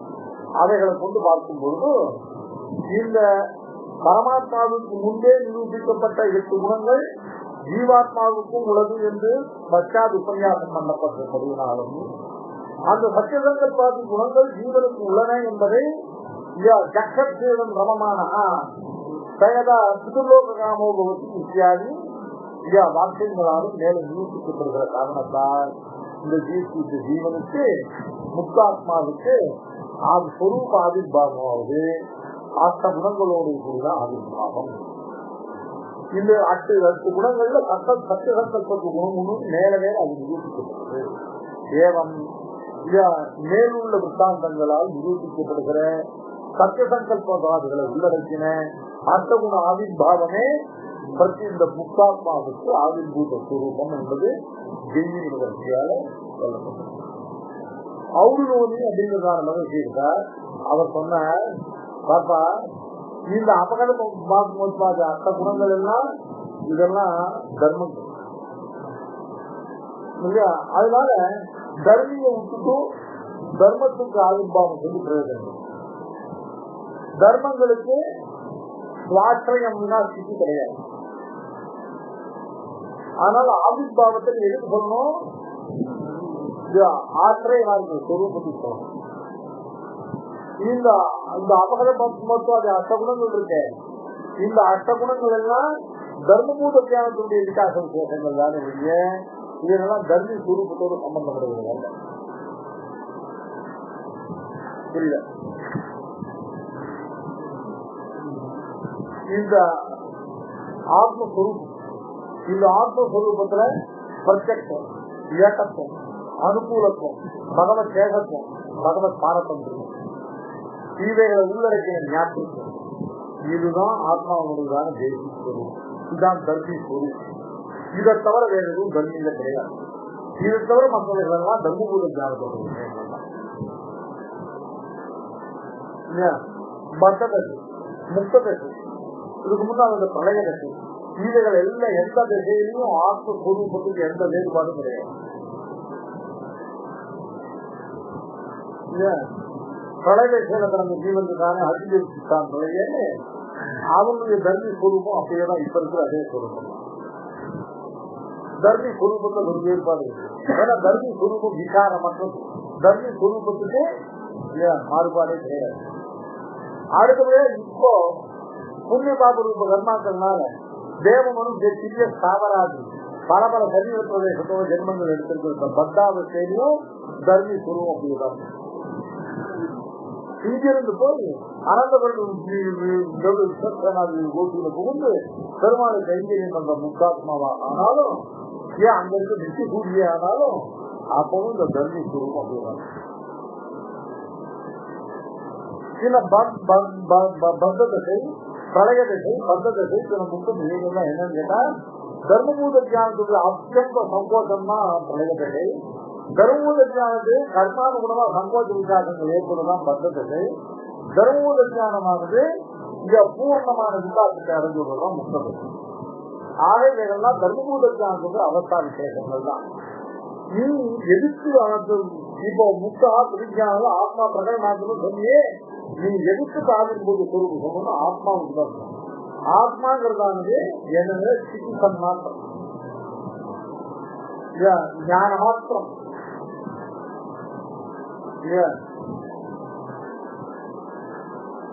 அந்த அதுதான் ஆத்மாவுடைய சொரூபம். அதனால ஆத்மாவுக்கு ஆதிபூத சொரூபம் என்ன லட்சணமாக இருக்கும்? சித்தன் மற்றும் பிராமண அதெல்லாம் தர்மங்கள். சித்தன் மாத்திரேன அப்படிங்கிறதான் தர்மம். சித்தன் மாத்திரேன சதாத்மகத்வாதி எவ்வளவு சைத்தன்ய மாத்திரேன ஸ்வரூபாவித்பாவம். ஏன்னா சைத்தன்ய மாத்திரம் தான் ஸ்வரூபம். சேதா சைந்தவகன அனந்தரோ அபாக்கிய ரசகன ஏவம் மாரேயம் ஆத்மா அனந்தர அபாக்கிய விஜானகன ஏவ. இது யாஜ்ஞவல்கிய மைத்ரேயிக்கு வந்து உபதேசம். மைத்ரேயிக்கு மோட்சோபாயத்தை உபதேசம் பண்ண யாஜ்ஞவல்கிய இதை அதான் சொல்றாங்க. ஆத்மஸ்வரூபம் என்ன அப்படின்னு கேட்டா, இந்த ஆத்மஸ்வரூபமானது விஜயான கனவே விஜயான மாத்திரமாக இருக்கும். விஜயானத்தை தவிர வேற எதுவும் இல்லை. அது விஜயான கனவேங்கிறதுக்கு எப்படி அர்த்தம் பண்றதுங்கிறதுக்கு ஒரு திருஷ்டாந்தம் கொடுக்குறோம். யதா சைந்தவதனஹ அனந்தரஹ அபாக்கியஹ ரசகன ஏவ. சைந்தவதனஹ உப்பு கட்டி. ஒரு உப்பு கட்டியானது எப்படி உள்ளத்து இல்லாமல் புறமென்று இல்லாமல் எல்லா இடத்திலையும் ஒரே உப்பு சுவையை மட்டுமே கொண்டதாக இருக்கும்.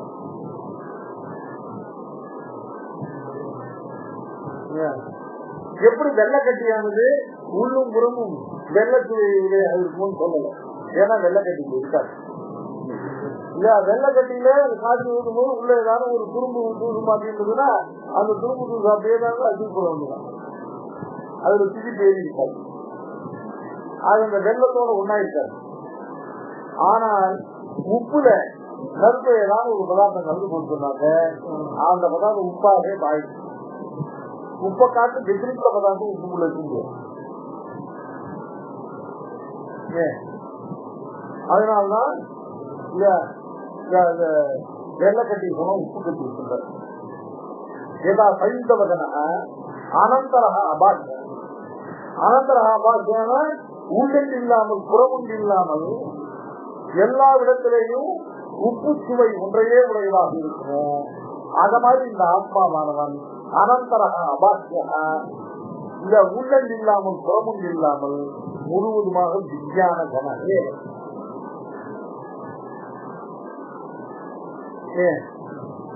அதனால இந்த ஆத்மஸ்வரூபமானது முழுவதும் ஞான மாத்திரம் அப்படின்னு சொன்னாங்க.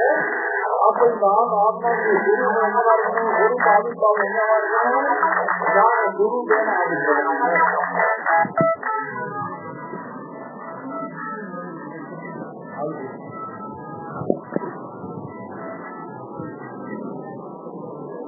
அதுதான் ஔர்வனியுடைய மதம். பிராமண ஜெயிலிங்கிறது பிராமணன் என்பதெல்லாம் தர்ம மாத்திரம். சித்தன் மாத்திரேன என்பதாவது வாஸ்தவத்தை அதனுடையதான தர்மி ஸ்வரூபம். தர்மி ஸ்வரூபத்துக்கு ஆவிர்வாவம் சொல்வது ஔர்வனி பட்டம். தர்மங்களுக்கு ஆவிர்வாவம் சொல்வது ஜெயினுடைய பட்டம்.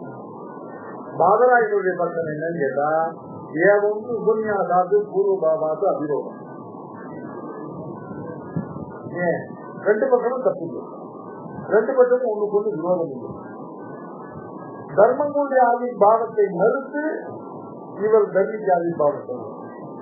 தர்மிக்கு ஆவிர்பாவத்தை மறுத்து அவர் தர்மத்துக்கு ஆவிர்பாவம் சொல்றார். அவர் சொன்னது தர்மங்களுடைய ஆவிர்பாவம், இவர் சொன்னது தர்மியுடைய ஆவிர்பாவம். ரெண்டையும் விரோதம் ஒன்றோடு சேர்த்தா சொரூபாகும். சொரூபம் என்ன?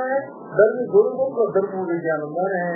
அதனால இவர் தர்மி சொரூபத்துக்கு சித்துடன் மாத்திரேன தர்மி சொரூபத்துக்கு ஆவிர்பாவம் சொன்னார். அவர் அமகத மாத்மத்வாதி அது ஆச்சரியம் கொண்ட தர்மங்களுக்கு சொன்னார். ரெண்டையும் சேர்த்தா ஏவம் உபன்யாசாது அதான் ஜெயிலி பட்சம், பூர்வபாவாது அதுதான் உருவம் பட்சம் அவிரோதம்.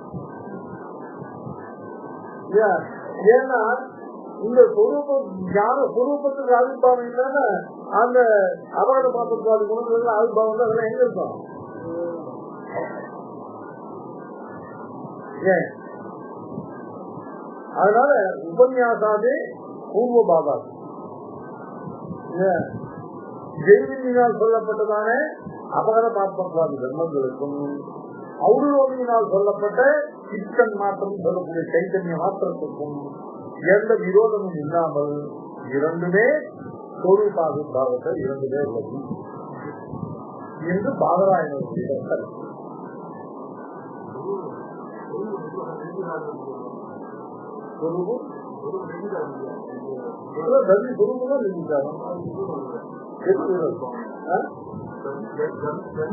ஆவிர்பாவம் விரோதம், ஆவிர்பாவம் விசாரமா என்ன?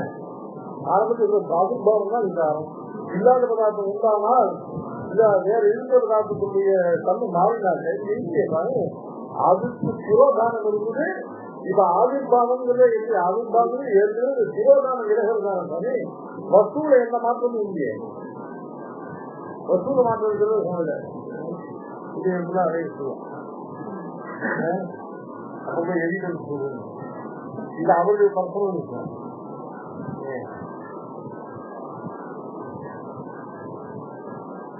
ஆவிர்பாவம் என்பதானது விரோகிதமான வஸ்து திரை விலகி பிரகாசிப்பதுதான். அது அந்த தர்ம சொரூபம் திரை விலகி பிரகாசித்தா அதுக்கு எப்படி விசாரம் வரும்?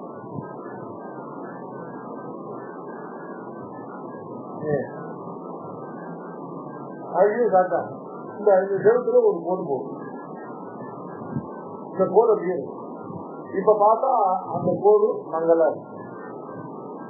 காட்சி வைக்கணும் பவர் கொண்டாடுறது அது மேல இப்ப அது நல்ல பிரகாசமா தெரியும். அந்த கோடு ஒண்ணு மாதிரி வரும். அது அப்படியே தான் இருக்கும்.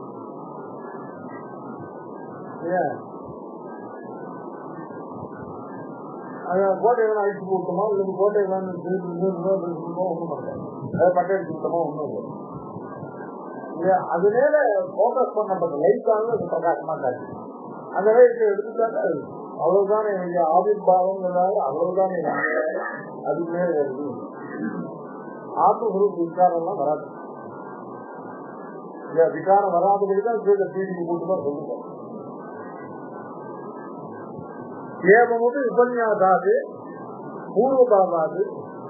இப்ப சித்தன் மாத்திரேன்னு சொல்லுறது அதுக்கு விரோதம் இல்லையோன்னு கேட்டா, சித்தன் மாத்திரேனங்கிறதுல ஆத்மஸ்வரூப அந்த ஜாத்துவமாகிற ஸ்வரூபத்தை தவிர வேற எதுவும் இல்லைன்னு சொல்லிட்டாங்க அப்படின்னு சொன்னாக்க, அங்க விஞ்ஞானகர ஏவன் சொன்னது அயோக விவச்சேதம் இல்ல, அயோக விவச்சேதம்.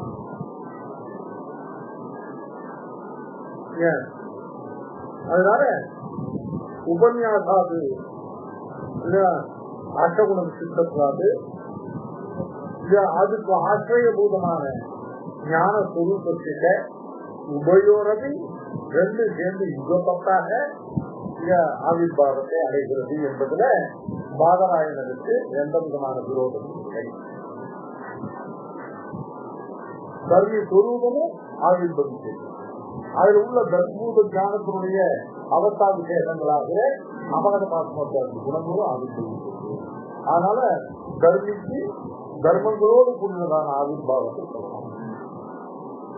அதனால ரெண்டு பேர் சொன்னதையும் சேர்த்து இறக்கி புத்தாண்டமா பாதிக்கிறார். இவர்கள் ரெண்டு பேரும் ஒருத்தர் தர்ம சுரூபத்தில் சொன்னவர் தர்மங்களை இல்லைன்னு சொல்லல, அப்படி சொல்லியிருந்தா என்ன விரோதம்? சர்வசோகாதிகாரத்தை தான் சாதிக்கும் போது ஒரு விஷயம் சொல்ல பாக்கியக்காரர் ஒரு இடத்துல இந்த பிரபத்திய சுதந்திர உபாயமாக சாதிக்கிறார், இன்னொரு இடத்துல அங்கமாக சாதிக்கிறார். இப்படி பரஸ்பர விரோதம் வரல. ஏன்னு கேட்டா அவர் அந்த பிரபத்தியை நிரூபிக்கிறதுக்கு சுதந்திர பிரபத்தி இல்லைன்னு சொல்லி அதை நிராகரிக்க நிரூபிக்கிறார். அவர் சுதந்திர பிரபத்தி எழுதுவது அந்த பிரபத்தியை நிராகரிக்க நிரூபிக்கிறார். அப்படி சொல்லியிருந்தால் விரோதம் வந்து வருடத்து சொன்னதுக்கு விரோதம் இல்லாம இன்னொரு சொல்லியிருக்கார். அந்த பிரபத்தியை சொன்னதுல சுதந்திர பிரபத்தி கிடையாது அப்படின்னு சொல்லி அந்த பிரபத்தி அது சுதந்திர பிரபத்தி சொன்ன இடத்துல அந்த பிரபத்தியை நிராகரித்து சுதந்திர பிரபத்தி சொல்லுது. அப்படி சொன்னால் ரெண்டுக்கு விரோதம் வந்திருக்கும். அதனால என்ன செய்வது? அங்க பிரபத்தி சொன்னதுக்கு அங்க பிரபத்தி கிரகிக்கணும், சுதந்திர பிரபத்தி சொன்னது சுதந்திர பிரபத்தி கிரகிக்கணும். அவரை ஒரு அதிகாரமாக அது அது மாதிரி ஜெயினியானவர் தர்ம சுரூபத்தினுடைய ஆவிர்வாதத்தை மறுத்து தர்மங்களுடைய ஆவிர்வாதத்தை சொல்லுவார். அவுர்லோகியானவர் தர்மங்களுடைய ஆவிர்வாதத்தை மறுத்து தர்ம சுரூபத்துக்கு ஆவிர்வாதம் சொல்லுவார்.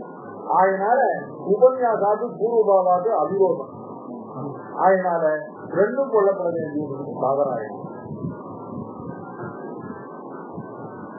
இதான் பிராமணாதிகரணம். அடுத்த அதிகரணம் சங்கல்பாதிகரணம். பிராமணாதிகரணத்துக்கு 3 சூத்திரங்கள். பிராமண ஜெயினி உபன்யாசாதித்யா சிசிதன்மாத்திரேன ததாத்மகத்வாதித்ய அவுர்லோகி ஏவமபி உபன்யாசாது பூர்வபாவாது அவிரோதம் சாதனாயம். அடுத்த அதிகரணம் சங்கல்பாதிகரணம். சங்கல்பாதேவ தத்துதே அதையேவ அனன்யாதிபதி அப்படின்னு சூத்திரம் 2 சூத்திரங்கள்.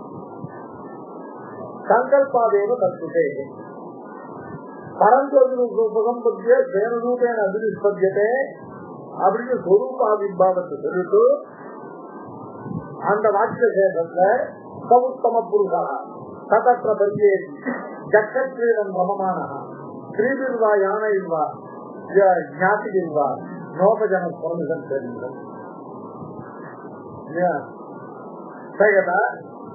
பிதர்லோக காமோபதி சங்கல்பாதே இதர சமுத்திரம் இத்தியாதிகள் எல்லாம் இந்த ஆவிர்பூத ஸ்வரூபனை பற்றி அவன் அந்த ஆவிர்பூத ஸ்வரூபத்தை அடைந்து ஸ்வரூப ஆவிர்பாவத்தை பெற்று இவன் மோசத்தை என்ன பண்றான் அப்படின்னு ஒரு வியாபாரம் சொல்றது.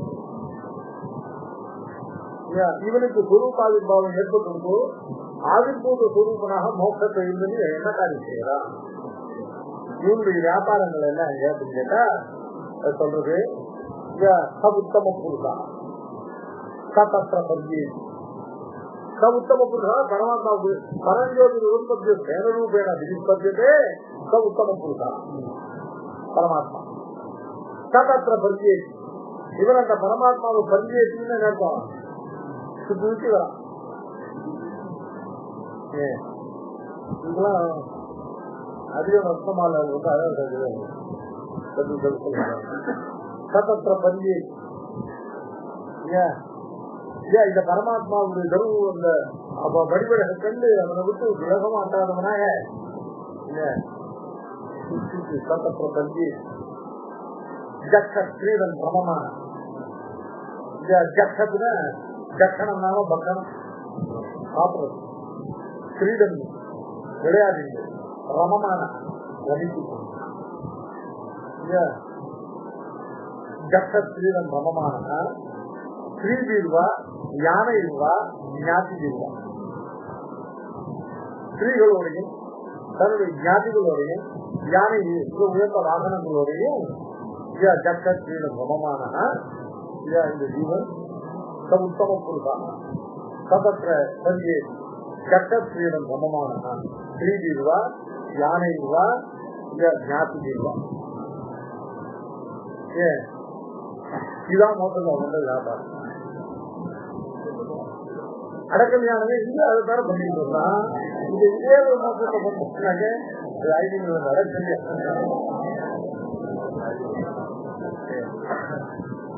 இல்ல அதே தர பண்ணிருந்தா அங்கேயுமே இதே பண்ணாம என்ன மோசத்துல வெளியில செல்லுன்னு கேட்டா, ஐயா இங்க பண்ணதும் அது பண்ணதுக்கு என்ன வேறுபாடுன்னா, இங்க இதெல்லாம் தன்னுடைய சுத்தத்துக்காக பெருந்த சுத்தத்துக்காக பண்ணா, அவங்க போன பிறகு இதெல்லாம் பகவானுடைய ஓப்புக்காக.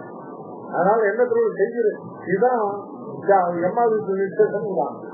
எதை செய்கிறோங்கிறது இல்ல, இந்த பரமாத்மாவுக்காக செய்கிறோங்கிறது தான் புருஷார்த்தத்துடைய தாக்கம்.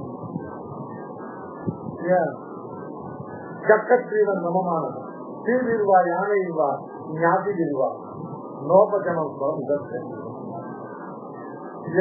இந்த சரீரத்தை தன்னுடைய தேக சம்பந்தத்தை படிக்காமல், இந்த தேகத்தினால இந்த ஆத்மாவுக்கு எந்த விதமான சீட்டி இல்லாமல், இந்த ஆத்மாவினால பரமாத்மாவுக்கு சீட்டியை மட்டுமே அதையே உத்தேசமாக கொண்டு. சரி சுவாமி, இப்போ பிதுர்லோக நாம பிதுர்லோகம்னா இந்த பிதுர்லோகம் இல்ல, பிதுர்லோகம் பிதுர் ஜனம்.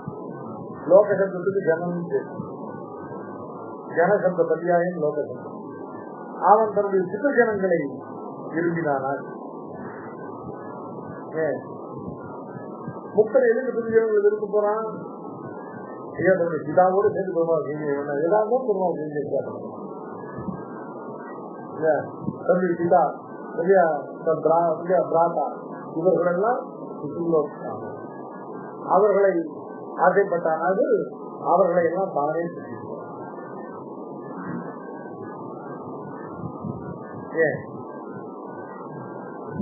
பகவத் கைங்கரி பிரகலாதன் மோசத்தை இருக்கும் இல்லையா, நம்ம அப்பா இருக்கும் அவரும் நம்மளோட சேர்ந்து கைங்கரி பண்ணிருந்தானே இருக்கும்.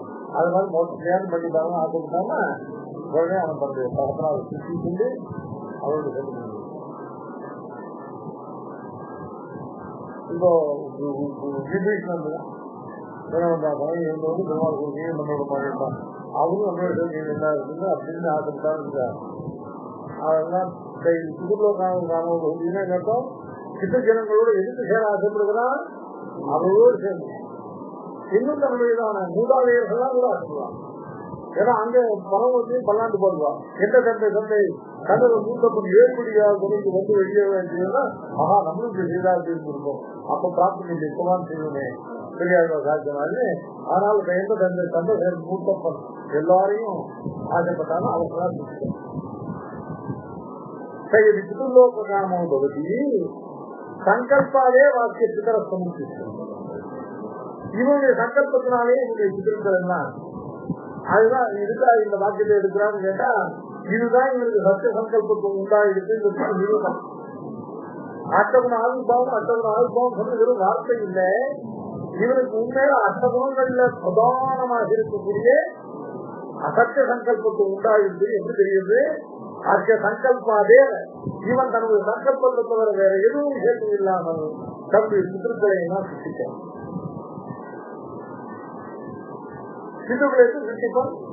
அங்க இருக்கும் சுத்த சிற்பு திரவியத்தினால இவருடைய பிதர்களுடைய ஆகாரமாகிற சரீரத்தை சித்தித்து அதுக்குள்ள தன்னுடைய தர்மபூத ஞானத்தால அனுப்பிரவேசித்து அவர்களை ஆக்டிவேட் பண்ணான். அவர்களோடு சேர்ந்து இவனும் பெருமாள் வியாபாரங்களை சேர்ந்து தர்மபூத ஞானம் போகும்.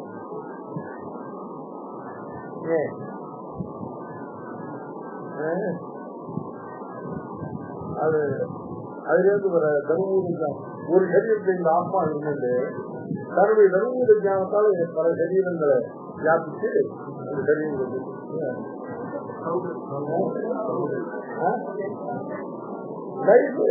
அப்போ தர்மபூத ஞானத்தோட சேர்த்து பிராணமும்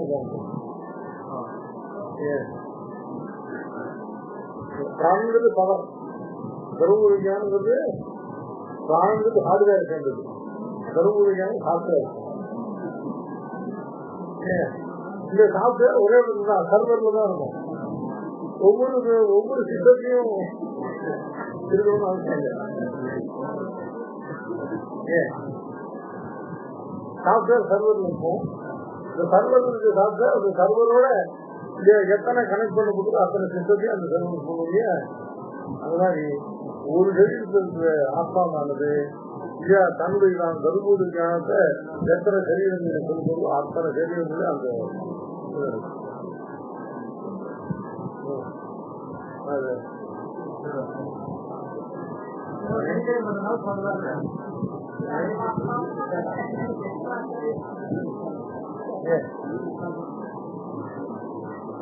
சாப்பிடுவேன் அது கூட தெரியாத வெறும் சாப்பிடுவாரு.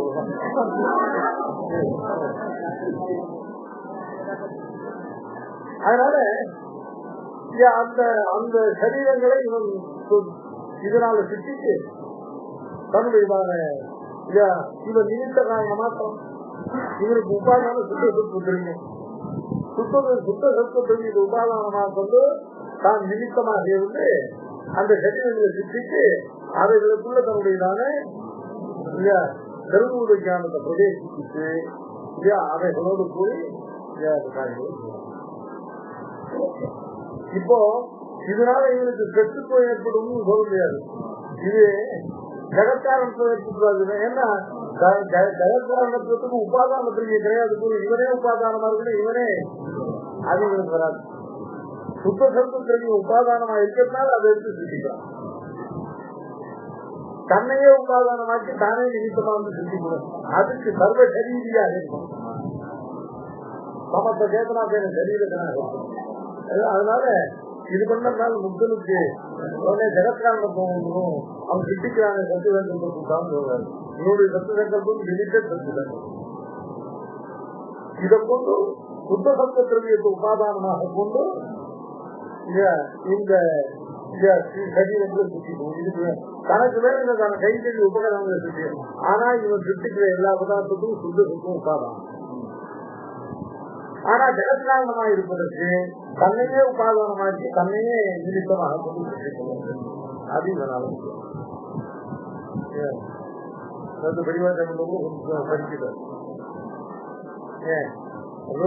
முக்தனுக்கு ஜெகத் பண்ண முடியும். ஆனால் பழத்தாமையாலே பண்ண மாட்டான்னு சொல்றாரு. காகத்துக்கு ரொம்ப அழகா இருக்கு இந்த வாக்கியம். இல்ல அதனால பண்ண முடியாது. அவன் பண்ணாதுக்கு பாரதந்திரியம் காரணம் இல்லை. அதனால பண்ண முடியாதுன்னு சுவாமி காமிச்சிருக்கார். திருவாச்சம்ல ரொம்ப மகான் தான். ஆணைக்கு அடிக்கடி சொல்ற அவருக்கு பாரதந்திரியத்துடைய வைபவத்தை சொல்றதுக்காக முக்தம் ஜெகத்சுத்தி பண்ணாமல் சொல்லி பாரதந்திரியிருக்காரு. இல்ல அகற்றினாரு. சரி, இதுதான் சங்கல்பாதிகள். சங்கல்பாதேவ சங்கல்பாதேவன் இந்த ஜீவனானவன் முக்த ஜீவனானவன் முக்த திசையில பரமாத்மாவுக்கு கைத்தறியானுகுணமாக தன்னுடையதான உபகரணங்களை எல்லாம் தன் சங்கல்ப மாத்திரத்தாலேயே செய்து கொள்கிறான். இது எதனால் தெரியுதோ தத்துவே என்ன சுதி செய்தி குடும்போபதி சங்கல்பாதே சிதர சமுத்திரம். அந்த சுதியில் உள்ள அப்படியே அந்த ஹேதுக்காக சங்கல்பாதே இது சுதியில் உள்ள தத்துவே அதையேவத அனன்யாதிபதி. அதையேவன் இருக்கும். இப்படி பக்த சங்கல்பத்துவ பர்யந்தமான குணங்கள் எல்லாம் இவனுக்கு ஆவிர்வதித்து விட்டபடியாலேயே இந்த முக்தனாமம் அனன்யாதிபதியானான். அனன்யாதிபதி நடக்கும்.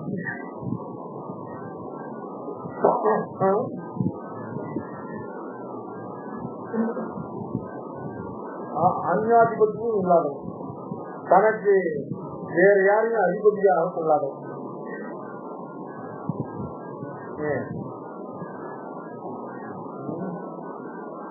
அந்யாதிபதி நாஸ்தி. அந்யாதிபத்திய பிரதியோகிக்கு அத்தியந்தாபாவம் அனன்யாதிபதி. ஒருவரையும் தனக்கு அதிபதியாக இல்லாத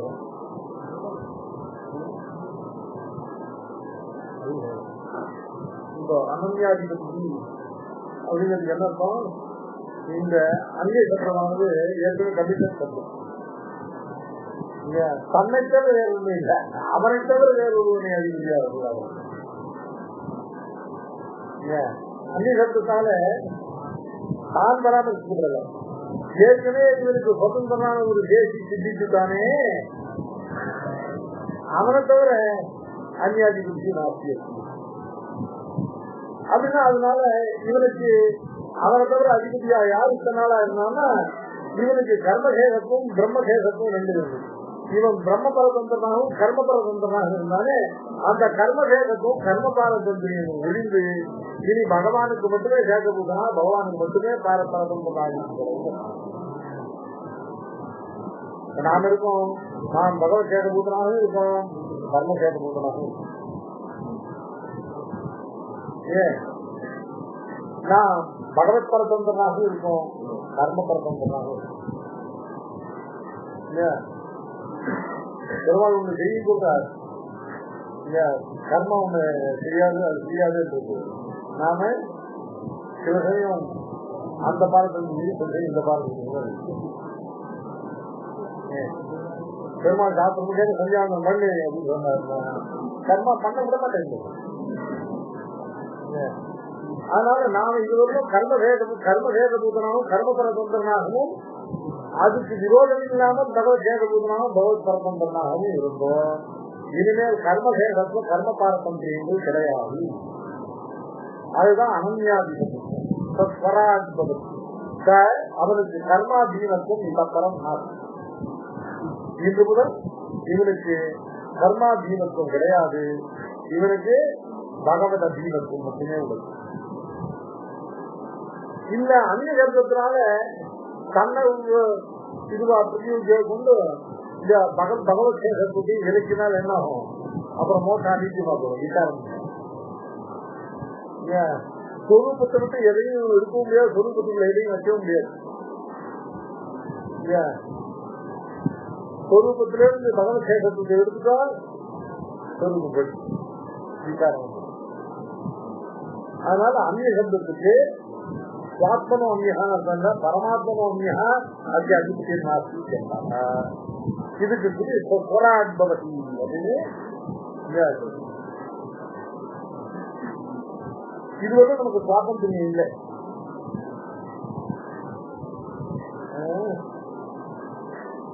மோட்டருக்கு போல சுவாதந்திரம் இருக்கு.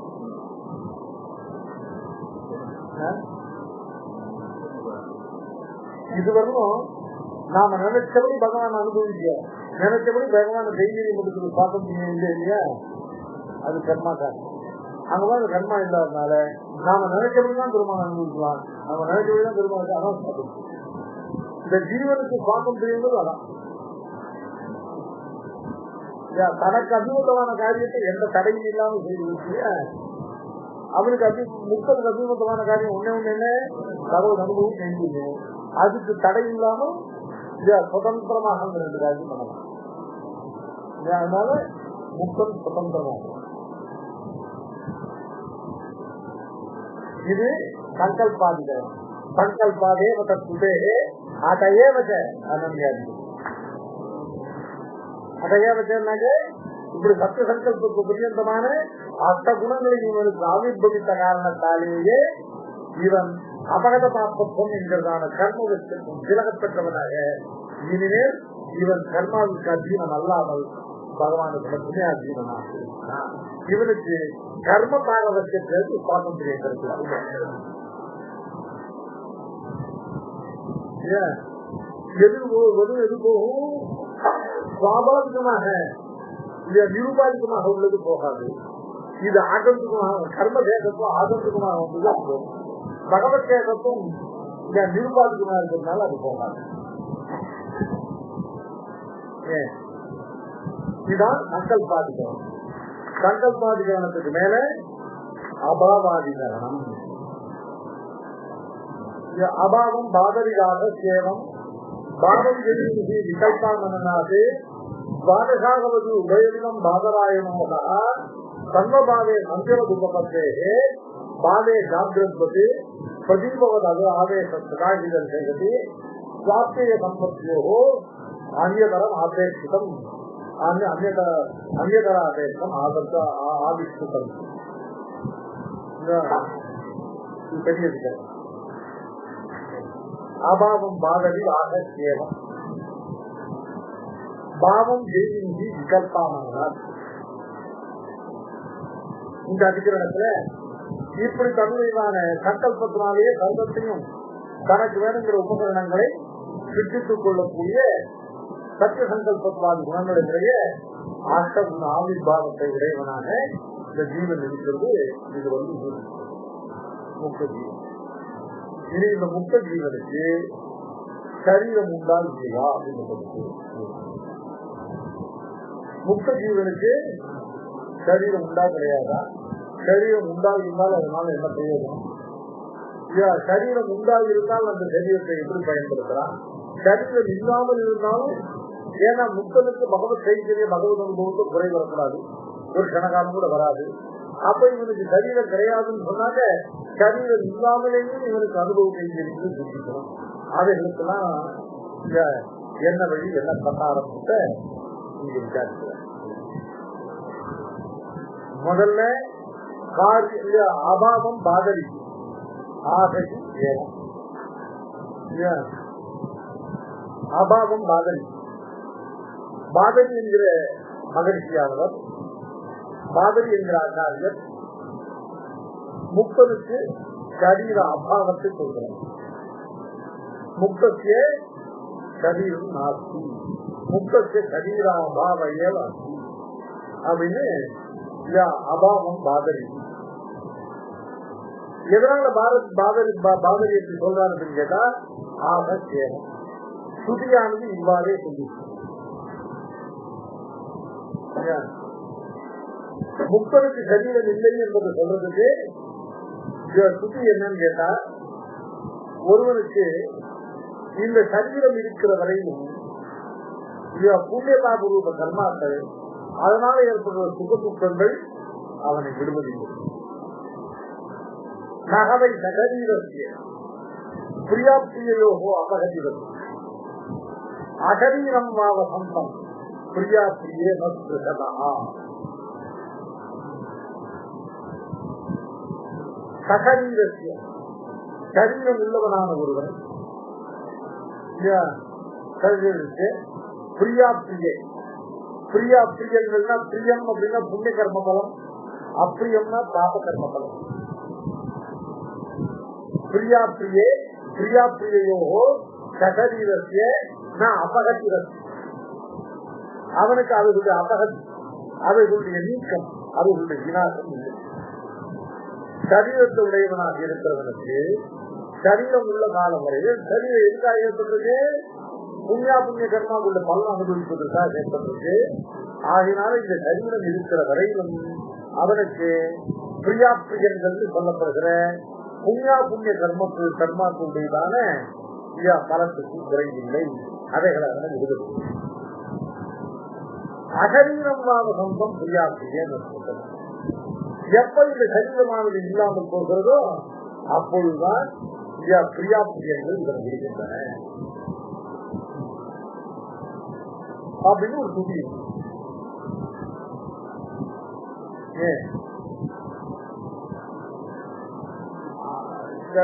நகவை சகரீரத்திய பிரியாப்பிரியோகோ அபகதிரத்தி அகரீரம் சொந்தம் பிரியாப்பிரியன சுகதா என்கிற சுத்தத்தினாலே, என்கிற விதிவாக்கியத்தினாலே பிரியாப்பிரியங்களுடைய அபகதி ஏற்கனவே முக்தனுக்கு ஏற்பட்ட காரணத்தால், புண்ணியா புண்ணிய ரூபங்களுடைய கர்மாக்களாக இருந்தால் கர்மகரமான சுகதுக்கங்கள் ஏற்கனவே முக்தனுக்கு அழிந்து விட்டபடியாலே அவைகளை அனுபவிப்பதற்கு ஆசிரியமான சரீரம் அவனுக்கு எதுக்கு? அதனால முக்தத்திலே சரீர அபாவமே வாசி, சரீர அபாவையே வாசி. முக்தனுக்கு சரீரத்துக்கு அபாவமே உள்ளது, முக்தனுக்கு சரீரம் இல்லை என்று பாதரி.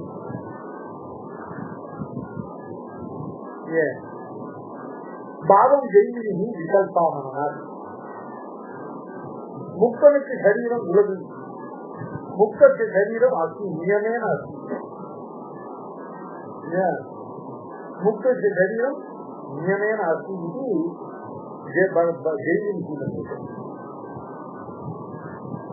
முக்தனுக்கு நியமேன சரீரம் உள்ளது. அதுக்கு அவர் காரணம் சொல்றார் விகல்பாகனால். விகல்பேன ஆமனார். முக்தனுடைய சரீரத்தை பலவாறாக விகல்பித்து சுதியானது சொல்வது. ஆமனம் அப்படின்னா சுதியினால் சொல்லப்படுது. விகல்பேன ஆமனம். முக்தனுடைய சரீரத்தை பற்றி சொல்லும் பொழுது ஏகதா பவதி, திரிதா பவதி, பஞ்சதா பவதி, சப்ததா பவதி, நவதா பவதி, அநேகதா பவதி, அபரிமிததா பவதி. இவன் ஒன்றாக இருக்கிறான், பலவாக இருக்கிறான். ஒன்றாக இருக்கிறான், பலவாக இருக்கிறான் ஆத்மஸ்வரூபத்தை பற்றி சொல்ல முடியாது. ஏன்னா ஆத்மஸ்வரூபம் ஒன்றாகத்தான். ஆனா ஒன்றாக இருக்கிறான், பலவாக இருக்கிறான்னு சொல்றதுன்னா ஏகதா திரிதா அப்படிங்கிற பால் பிரத்யேகத்திலே பிரகாரத்தை சொல்லும். அதனால அதெல்லாம் சரீரத்தை தான் சொல்லும். ஏன்னா இங்க இருக்கிறது சரீரம் ஆத்மா ரெண்டுதான் இருக்கு. ஆத்மாவில ஏகத்தோடு உருவாக்கம் கிடையாதுன்னா அப்ப சரீரம். அதனால ஆத்மாவுக்கு முக்தாத்மாவுக்கு ஒன்று முதல் பல சரீரம் உள்ளது. விகல்பான சரி இருக்குதுமே அப்படின்னு சொன்னாக்க, ஐயா முதல்ல ஒரு சரீரம் இருந்தா தான் பல சரீரம் வரும். ஒரு சரீரமே இல்லைன்னா பல சரீரம். முதல்ல எத்தனை ஆள் பெருக்கிறோமோ முன்னால ஏதாவது ஒரு நம்பரை எத்தனை ஆள் பெருக்கினாதான் அது ஒரு ப்ராஜெக்ட் வருவீங்க. சைபரை எத்தனை ஆள் பெருக்கினாலும் சைபரும்.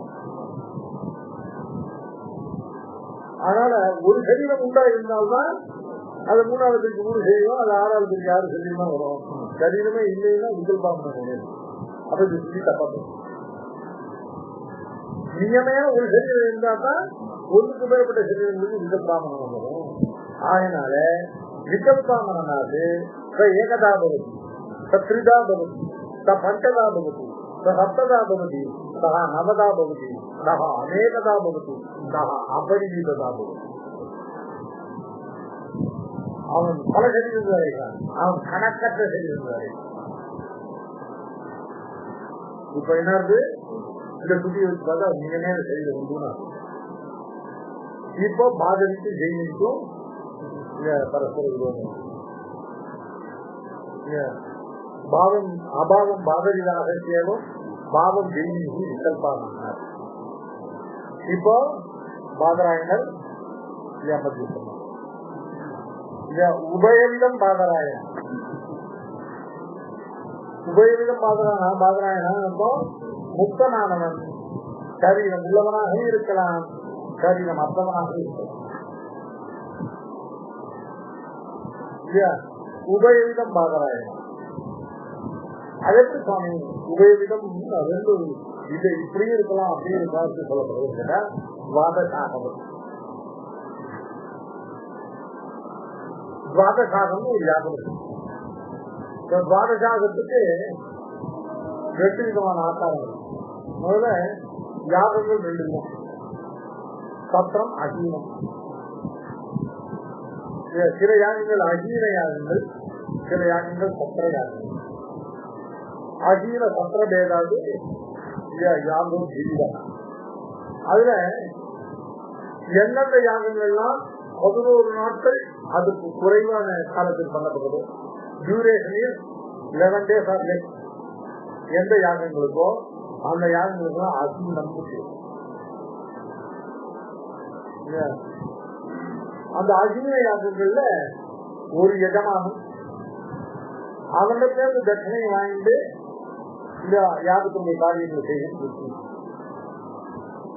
16 ரிட்ரீட்கள் ஒரு எஜமானம்.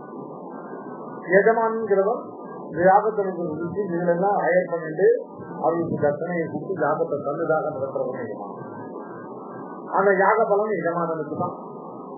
ரிட்ரீட்களுக்கு யாக பலம் கிடையாது, ஒரு தட்சிணை தான் பலம். இப்படிப்பட்ட யாகத்துக்கு அகீன யாகம் பேரு. இந்த அகீன யாகத்தின் டியூரேஷன் மேக்சிமம் 11 days. அடுத்தது சத்திர யாகம். சத்திர யாகம் ஏக எஜமானம் கிடையாது, ரிட்ரீட்கள் எல்லாம் எஜமானம். அப்பாவா எல்லாரும் பணம் போட்டு ரித்திகேய எஜமான ரித்திக் பின்ன எஜமான் கிடையாது. 17 சப்ததச சுவாமி சப்ததசாக எஜமான. இந்த எஜமானோடு சேர்த்து 16 பேர் எஜமான சுவாமி சப்ததசாக எஜமான. அந்த யாகத்தை 13 நாட்களுக்கு மேல duration, 13 days and above, 11 days and less அஜீனம், 13 days and above சத்திரம். இந்த துவாதசாகம் இருக்கு இல்லையா, இந்த துவாதசாகத்தை அஜீனமாகவும் பண்ணலாம், சத்திரமாகவும் பண்ணலாம். ஏன்னா இதை சத்திரமாக பண்றதுக்கு விதிக்கிற வாக்கியம் இருக்கு.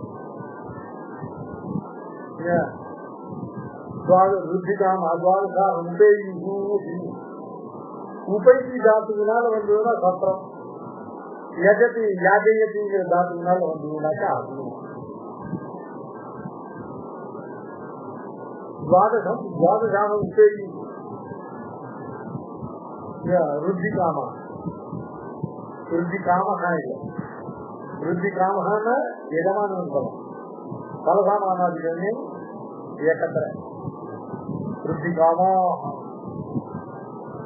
அதனால பலம் ருத்தி தூக்கு பொருள். இது சத்திரம். துவாதசாகேன பிரஜாகாமம் ஜாதையே, பிரஜை இல்லாத இருக்கிறவன் ஒருவனுக்கு பிரஜையினுடைய பிராப்திக்காக துவாதசாகனை யாதையே புத்திரர்களுடைய எஜமானனுக்காக சுத்திக்கு எல்லாம் சேர்த்து அவனை எஜமானாக கொண்டு யாதையே. ஒருவன் யாகம் பண்ணி வைக்க ஒருத்தன் பண்ணான யாகம், அவர்களும் யாகத்தை சமாப்தி பண்ணாருன்னா உபை. இப்போ இது அசீனம். இந்த அசீனத்தை துவாதசாக புத்திரகாமத்திய யாதையேன்னு சொன்னதுனால இங்கே அசீனம். இப்போ துவாதசாகத்துக்கு 2 ஆக்காரம். 2 ஆக்காரம் எதனால வருது? அதாவது ஸ்துதியில உபதேசிக்கப்பட்டதுனால வருது. உபதிஷ்ட பிரகாரத்துல இவன் சங்கல்பிக்கிற பிரகாரம் அந்த ஸ்துதியை கொண்டு இவன் துவாதசாகத்தை அதிகமாக சங்கல்பிச்சுன்னா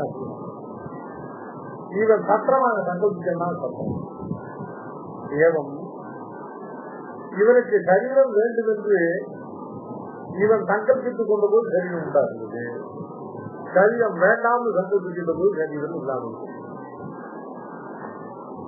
துவாதசாகவது உபயம் பாதராயணம். அதான்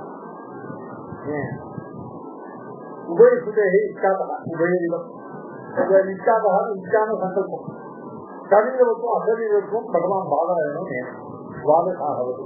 ஏதா துவாதசாக உபயசுதேக சத்திரம் ஐக்கியம் துவாதசாகம் ருச்சிகாம துவாதசாகேன பிரஜாகாம ஜாதி एवं संकल्प भेदात् एक एव द्वादशाः संकल्प भेदात् सत्रञ्च भवति अधीनञ्च भवति. एवं एक एव संकल्प भेदात् अशरीरोऽपि भवति सशरीरोऽपि.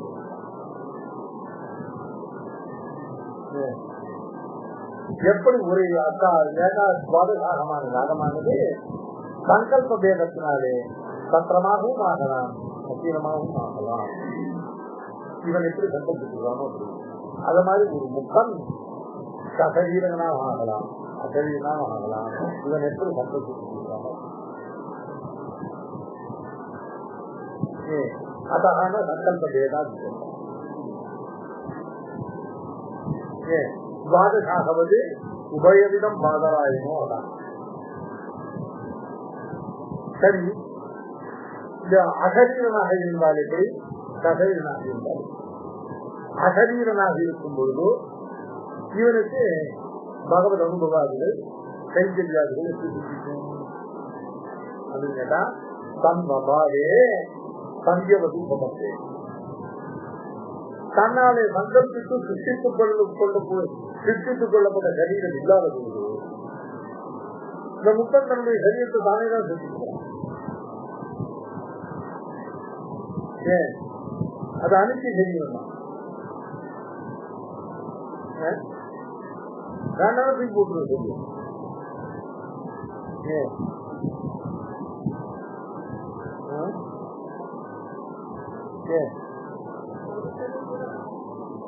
ஒரு சரீரம் கூட வேண்டாம், சரீரம் வேண்டாம். சரீரம் வேண்டாத போது இவனுக்கு அனுபவத்துக்கு எழுதுறதுக்கான உபகரணங்கள் எப்படி கிடைக்கும் அப்படின்னு கேட்டா, சர்வபாவே சந்தியம். சந்தியம்னா சொப்பனம்.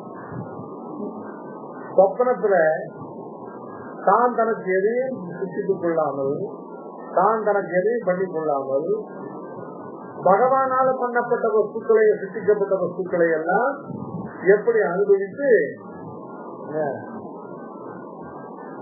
அனுபவிக்கிறானோ தப்பு.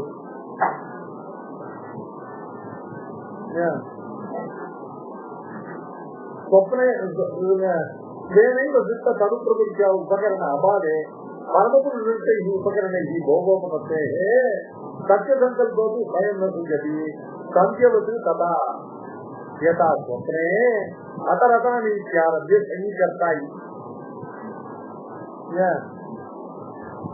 न तत्र रताः न रतयोगाः न मन्तानो भवन्ति अथ रतान् रतयोगान् ततः सृजते न तत्र रेखान्ताः पुष्करण्यः पल्वलो भवन्ति पल्वनानि भवन्ति अथ पुष्करण्यः श्रवन्त्यः पल्वनानि सृजते सविकर्ता स्वप्नदर्शने ಎಂತ ಪದಾರ್ಥಕ್ಕೆ ಇವ ಸೃಷ್ಟಿಸಿಲ್ಲ. இவன் ரதம் வாங்கல, இவன் குதிரை வாங்கல, குதிரையை கூட்டல, அத வீதியில ஓட்டல, எந்த வியாபாரமும் பண்ணல, தெரிஞ்சு சொல்லு. ஆனா இவர்களெல்லாம் பரமாத்மா பண்ணி இவனுக்கு அந்த அனுபவம் கொடுக்க முடியும்.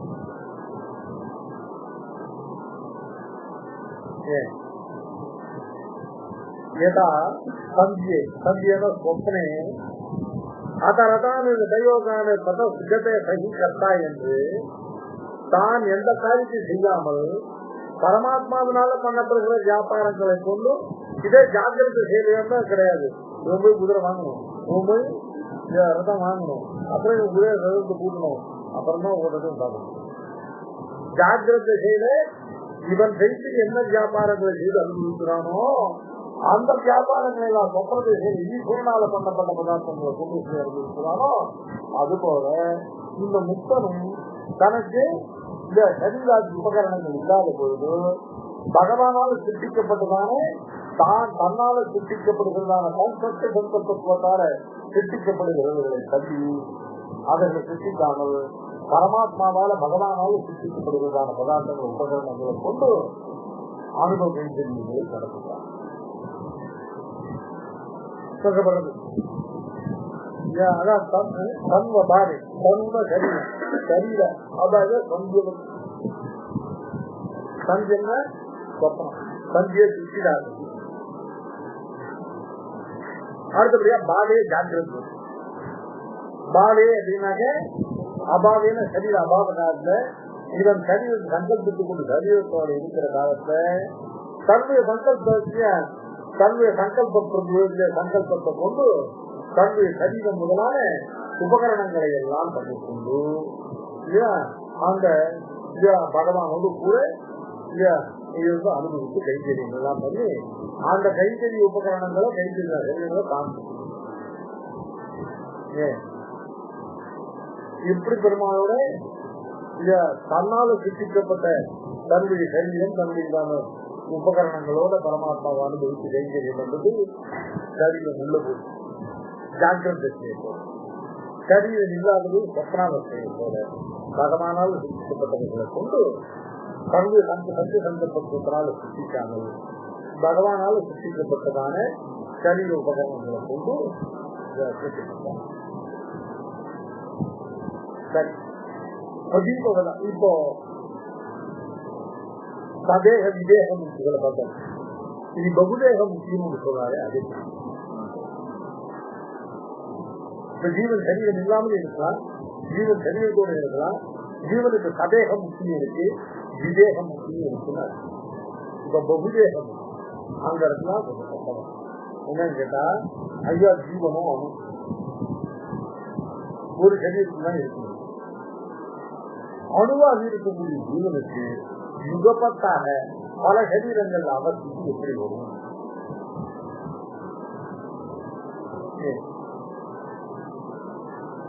அப்படின்னு கேள்வி. அந்த கேள்விக்குதான் பிரதீபவது ஆவேச சதாஜி தருவது. ஆவேசா ஆவேசான இருக்கும்,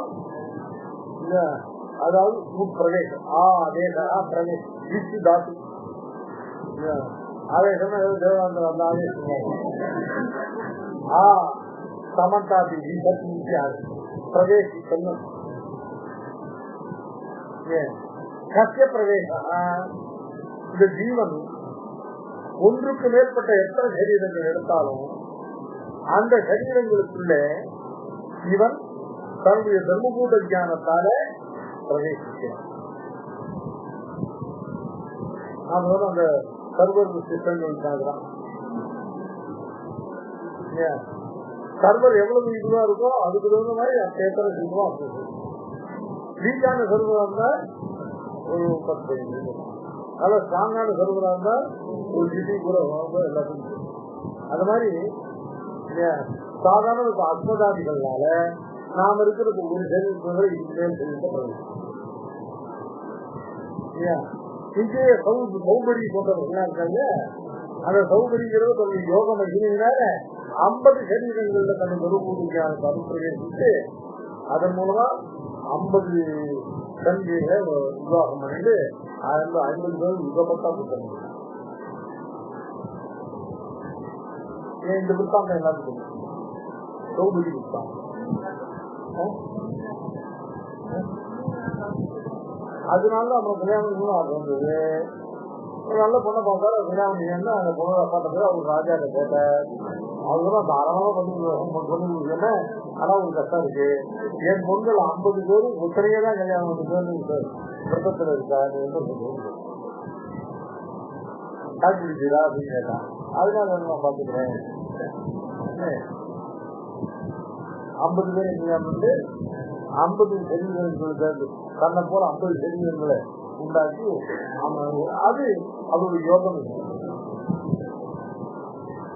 இந்த சௌகரிக்கு மேல இந்திராதி தேவதைகள் இன்னும் நன்றி வாயு ஒரு நாள் தேவதைகளுக்காக அவர் இன்னும் அதிக தெரிவிக்கப்படுவது.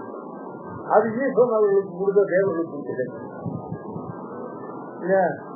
கர்ம விரோத கர்ம நீதிக்கே அநேக பதிப்பத்தேர்தல் சனாதன் விரோத கர்மணி விரோத இந்த இந்திராதி தேவதைகளுக்கெல்லாம் சரீரத்தை ஒப்புக்கொண்டால் கர்மணி விரோதம். இதனால இதை பத்தி எல்லா கர்மம் ஒரு பூலோகத்தை ஒரே நாள்ல ஒரே சமயத்துல எத்தனையோ நடக்கும். எல்லா யாரும் இந்திர ஆகட்சி அப்படின்னால போவோம் அப்படின்னு கேட்டா அங்க இது கர்மணி விரோதம் ஆகி அநேக பிரதிபத்தை சௌகரியாதிகள்ல அநேக சரீரத்தை அடைகள் பார்க்கப்பட்டு அவர்கள் யோக மகிமையினால் 50 சரீரங்களை பிரவேசிப்பதுன்னா யாகாதி சாஸ்திரங்களுக்கு விரோதம் வராமல் பெருமாள் இவர்களுக்கு எத்தனை சரீரங்களோ அத்தனை சரீரத்தை பிரவேசிப்பது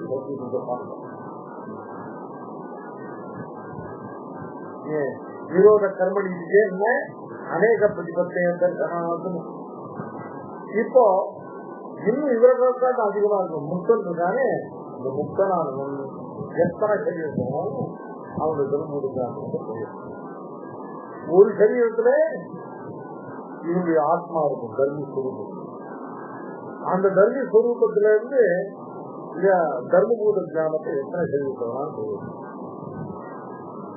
பிரதீபவது ஆவேசம். இந்த ஆவேசத்துக்கு அதாவது ஒரு இடத்துல இருக்கிற ஆத்மஸ்வரூபமானது தன்னுடைய தர்மபூத ஞானத்தால அநேக இடங்கள்ல பிரகாசிப்பதற்கு ஒரு திருஷ்டாந்தம் சொல்ற பிரதீபம். பிரதீபம் அப்படின்னா ஒரு திருஷ்டா ஒரு தீவட்டியை குறித்து ஒரு இடத்துல வச்சு நட்டு வச்சுட்டாங்க.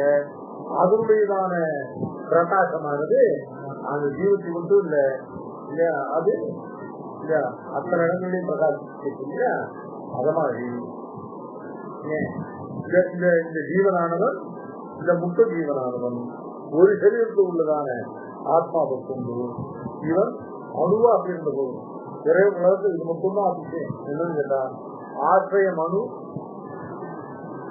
ஆதார பதார்த்தம் அணு, ஆதேய பதார்த்தம் ஜீவு. எங்கேயுமே கிடையாது. ஜிபுவான ஆதார பதார்த்தம் அணுவான ஆதேய பதார்த்தம் இருக்கலாம்.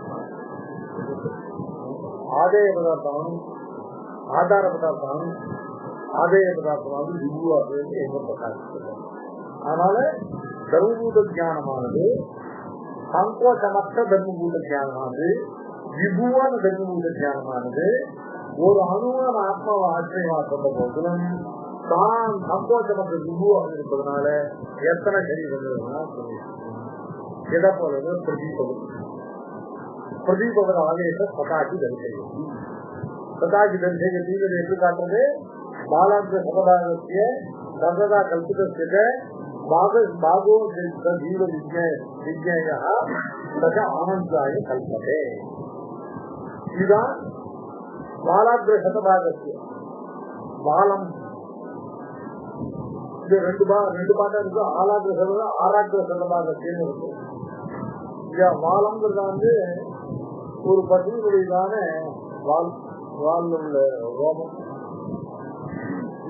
அதை நெடுக்கு வாக்குல 10,000 சேகரம் பண்ணா அதுல ஒரு பாகம் வாலாந்திர சதபாகத்திய சததா கல்வி கற்று முதல்ல ஒரு 100 பாகமா போட்டு அப்புறம் அதுல ஒன்னு எடுத்து 100 பாகமா போட்டா 10,000 ஒரு பாகம். அல்லது ஆரம் அப்படின்னாக்க ஒரு தானியத்தின் முறை அதை 10,000 குண்டுகளாக போட்டா அதுல ஒரு துகள் தான் ஒரு ஜீவனுடைய பரிமாணம். இப்படி இருந்த இந்த ஜீவன் உபாதி கழிந்த நிலையில ஆனந்தியாய கல்பது. ஆனந்தியம்னா இருக்கும் முடிவற்றதான நிலையில் இவன் தர்மூல ஞானம் அடையும். இவன் அடையும். இவன் சொரூபமானது ஒரு காலம் விபுவாக முடியாது. அது அணு, நிர்விகாரமான அணு. ஆனால் இவனுடைய தர்மூல ஞானமானது பரமாத்மாவுக்கு சொரூபத்தினால எவ்வளவு வியாப்தியோ அவ்வளவு வியாப்தி ஜீவனுக்கு தர்மூல ஞானத்தை.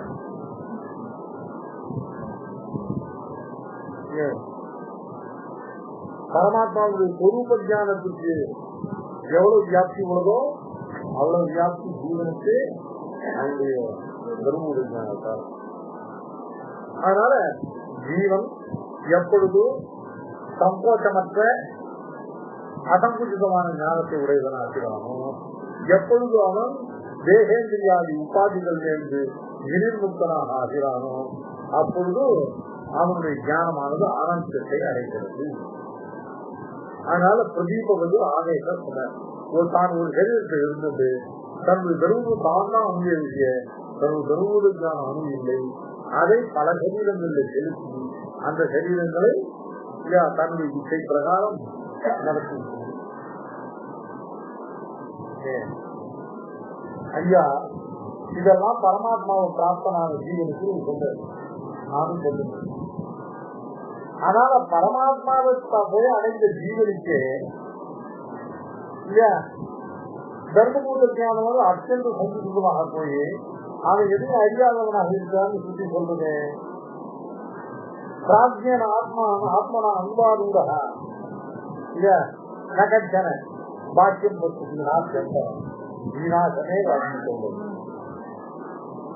சும்மா அந்த பரமாத்மா அடையாளம் நன்னா சொல்றாங்க. இப்ப வினாசனே வாக்கி சொல்றது. பிராஜ்யன் ஆத்மா அன்பாருங்க பிராஜ்யனான பரமாத்மாவுக்கு அன்பாருங்கன்னு அர்த்தம். அவனோட பிரிக்க முடியாமல் இல்லையா கட்டி அணைத்துக் கொண்டிருக்கிற ஜீவன் பிராஜ்யன ஆத்மா அன்பாருங்க நக்கிஞ்சன பாக்கியம் விநாசமே ஆத்மஸ்வரூபத்துக்கு விநாசம்னா கேட்போம். தர்மபுரி அத்தியந்த சம்பந்தம் தான் விநாசம். பிராஜ்யன ஆத்மா சம்பரிஷ்டா நக்கிஞ்சன வேதம் நாகம பிரபு